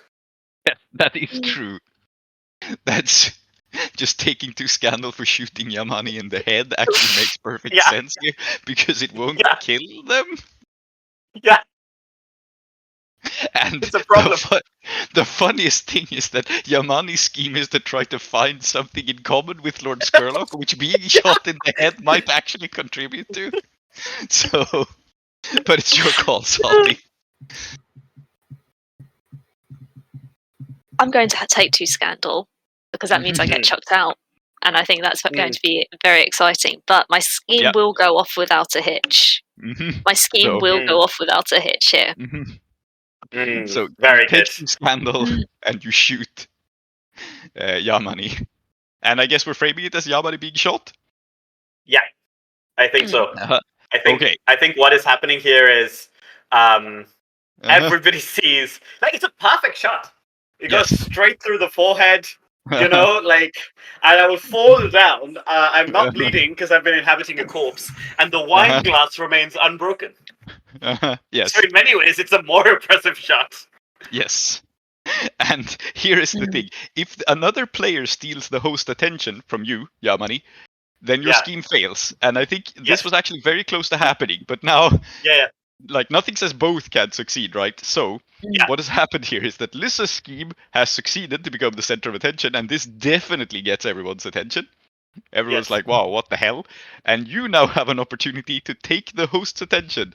So Lord Scurlock looks at you, who I just remembered Lord Scurlock is invisible to ghosts normally, but I guess you can see him because you have this whole time. So Lord Scurlock looks at because No, go on. I think Lord Scurlock looks at your ghostly form, which is still standing where your body was, because I think you've been ejected from the body. Yeah. Yes. And I will roll now, I guess. I think so. To reminisce with Lord Scurlock. Yeah. So that's plus poet, is it? No, yes. it's plus spy. It's plus spy. Yes, it's plus spy. Oh, excellent. Very good. Fantastic. Roll 2d6 plus 1. It's a 7. Okay. On a 7 to 9, you kindle friendship if and only if you have the cooperation of the player whose scheme the host wandered in on. So I don't think this is even a question, right? I don't think Lissa is being an excellent hype man, but it's your call, Salty. So I guess Scurlock looks at this ghost that's just materialized, and Lissa, you are the center of attention. So it is up to you what you do, having just shot the person, revealed they are a ghost, and Lord Scurlock has briefly recognized them. Yeah, I think whatever form I'm in now, it's recognizable. I'm just going, oh, my head! And what do you do, Lissa? Oh, it is a shame that it didn't put you down for good. Oh, savage! Yes, it is not cooperation. I am sorry to say that it is not. This scheme has failed, and so let us read what happens. Yes. So on a miss, you are forgotten, relegated to unimportance, unless you immediately upstage the other player in the scene, which I don't think is possible after this. So yeah, I mean, what am I going to do? She's already upstaged herself. Yes. I think your scheme has unfortunately failed. Yes. No. And so... But if my scheme fails, but my scandal is lower than my hospitality, I still get to stick around, right? Yes. We will see about this in the resolution phase, which isn't 100% finished as we're playing this, so I will tinker with it. Yeah, sure. But and what remains is Dr. Papadopoulos, as this is happening. Where the hell are you? Okay, first I'm going to roll to see how things go. Okay, so you're just going to roll first. Yes, evening. So, you want to read it out? Yes, it's finally time to deal with this damn nuisance. If you have what you need to address the problem, you just need someone to do the actual work. If another PC agrees to abandon their scheme and do yours instead, you automatically succeed. This has not happened. Yeah. If not, complain loudly about how no one has the priorities straight and roll hero to commandeer the staff. Oh, bother! The carpets feel like 100 dogs have gone to the toilet on them. Why has no one... Igor? And where is Dr. Alexander? Yes. As this shot happens, the electroplasmic spark chugs alive in the mansion. And, let's see how that goes. Yes. And let's see. And I guess, yeah, you're right. You're rid of the demon that was causing the leaks. So you basically just need to clean this up. We need to get the water. We need to get the water going again now. Yes. And clean up. Oh, it's a 4. Oh man, it's been a bad day for all of us. On a miss, the damned nuisance remains a problem. It turns out this solution wasn't appropriate after all, unless one of the useless people in the house steps up and helps you. Your scheme will succeed if and only if another PC volunteers to help you. If they do, you are in their deepest debt. So the question, I guess, is anyone else helping Dr. Papadopoulos clean up the water? Can we? I don't know that you can. It's difficult to frame it, given how all of this has come together. It's bother. Bother. At least. There's meant to be tea out there, isn't there? Yes. And I wander out to the the table, and I have a Madeleine cake, and I have some tea. Yes. And I spit it out because it's... Oh, that girl, she can't... No. Bother. Very good. And I'm going to just stretch out on the lawn, on a deck chair, and just fall asleep. Good. Right next to the corpse, I guess. Fantastic. Miss... Oh, bother. Miss Yamani, you're looking pale. Amazing. So, what now happens for Lissa, who is the only one who succeeded in the scheme, is when your scheme succeeds, unless it lists a specific reward, choose from below 2 hospitality, someone is in your deepest debt, a playbook specific reward. You can't choose the third because you don't have one. So you can take someone being in your deepest debt, but you're kicked out from the house, or you can take the 2 hospitality and be a 3 hospitality and 3 scandal, and just about stay in the house. Oh my god! He's gonna walk! If you choose the hospitality, then fair play. Your scandal is not higher than your hospitality, so... Yeah, boy. I think that is what I will do, yeah. So, basically, Scurlock is just impressed with you, I think. He's like, why? Darling Miss Brokella, that was an incredible shot. Maybe I have misjudged you and your fathers. Scoundrels. Maybe I should get into shooting instead. Yes. Oh, yes. Maybe I ought to get into shooting instead. Can you show me how you got such an excellent shot? Igor, get the clay pigeons. Oh no. Oh no. What a loud sport. If only there was some music to drown the noise. Where did that ghastly singer go to? And so this is where we wrap up our evening. Lissa is heavily scandalized for having murdered one of the other guests, but is somehow still in the house because it wasn't a real murder. Yes, it's Scurlock's house. And Yamani is no closer to any of their goals at all. But apparently I'm a ghost now. Yes, you are a ghost. So you end with the bad ending, and I guess Papadopoulos just ended up kind of a neutral ending where he hadn't accomplished anything he set out to do, but he's no worse off, really. So...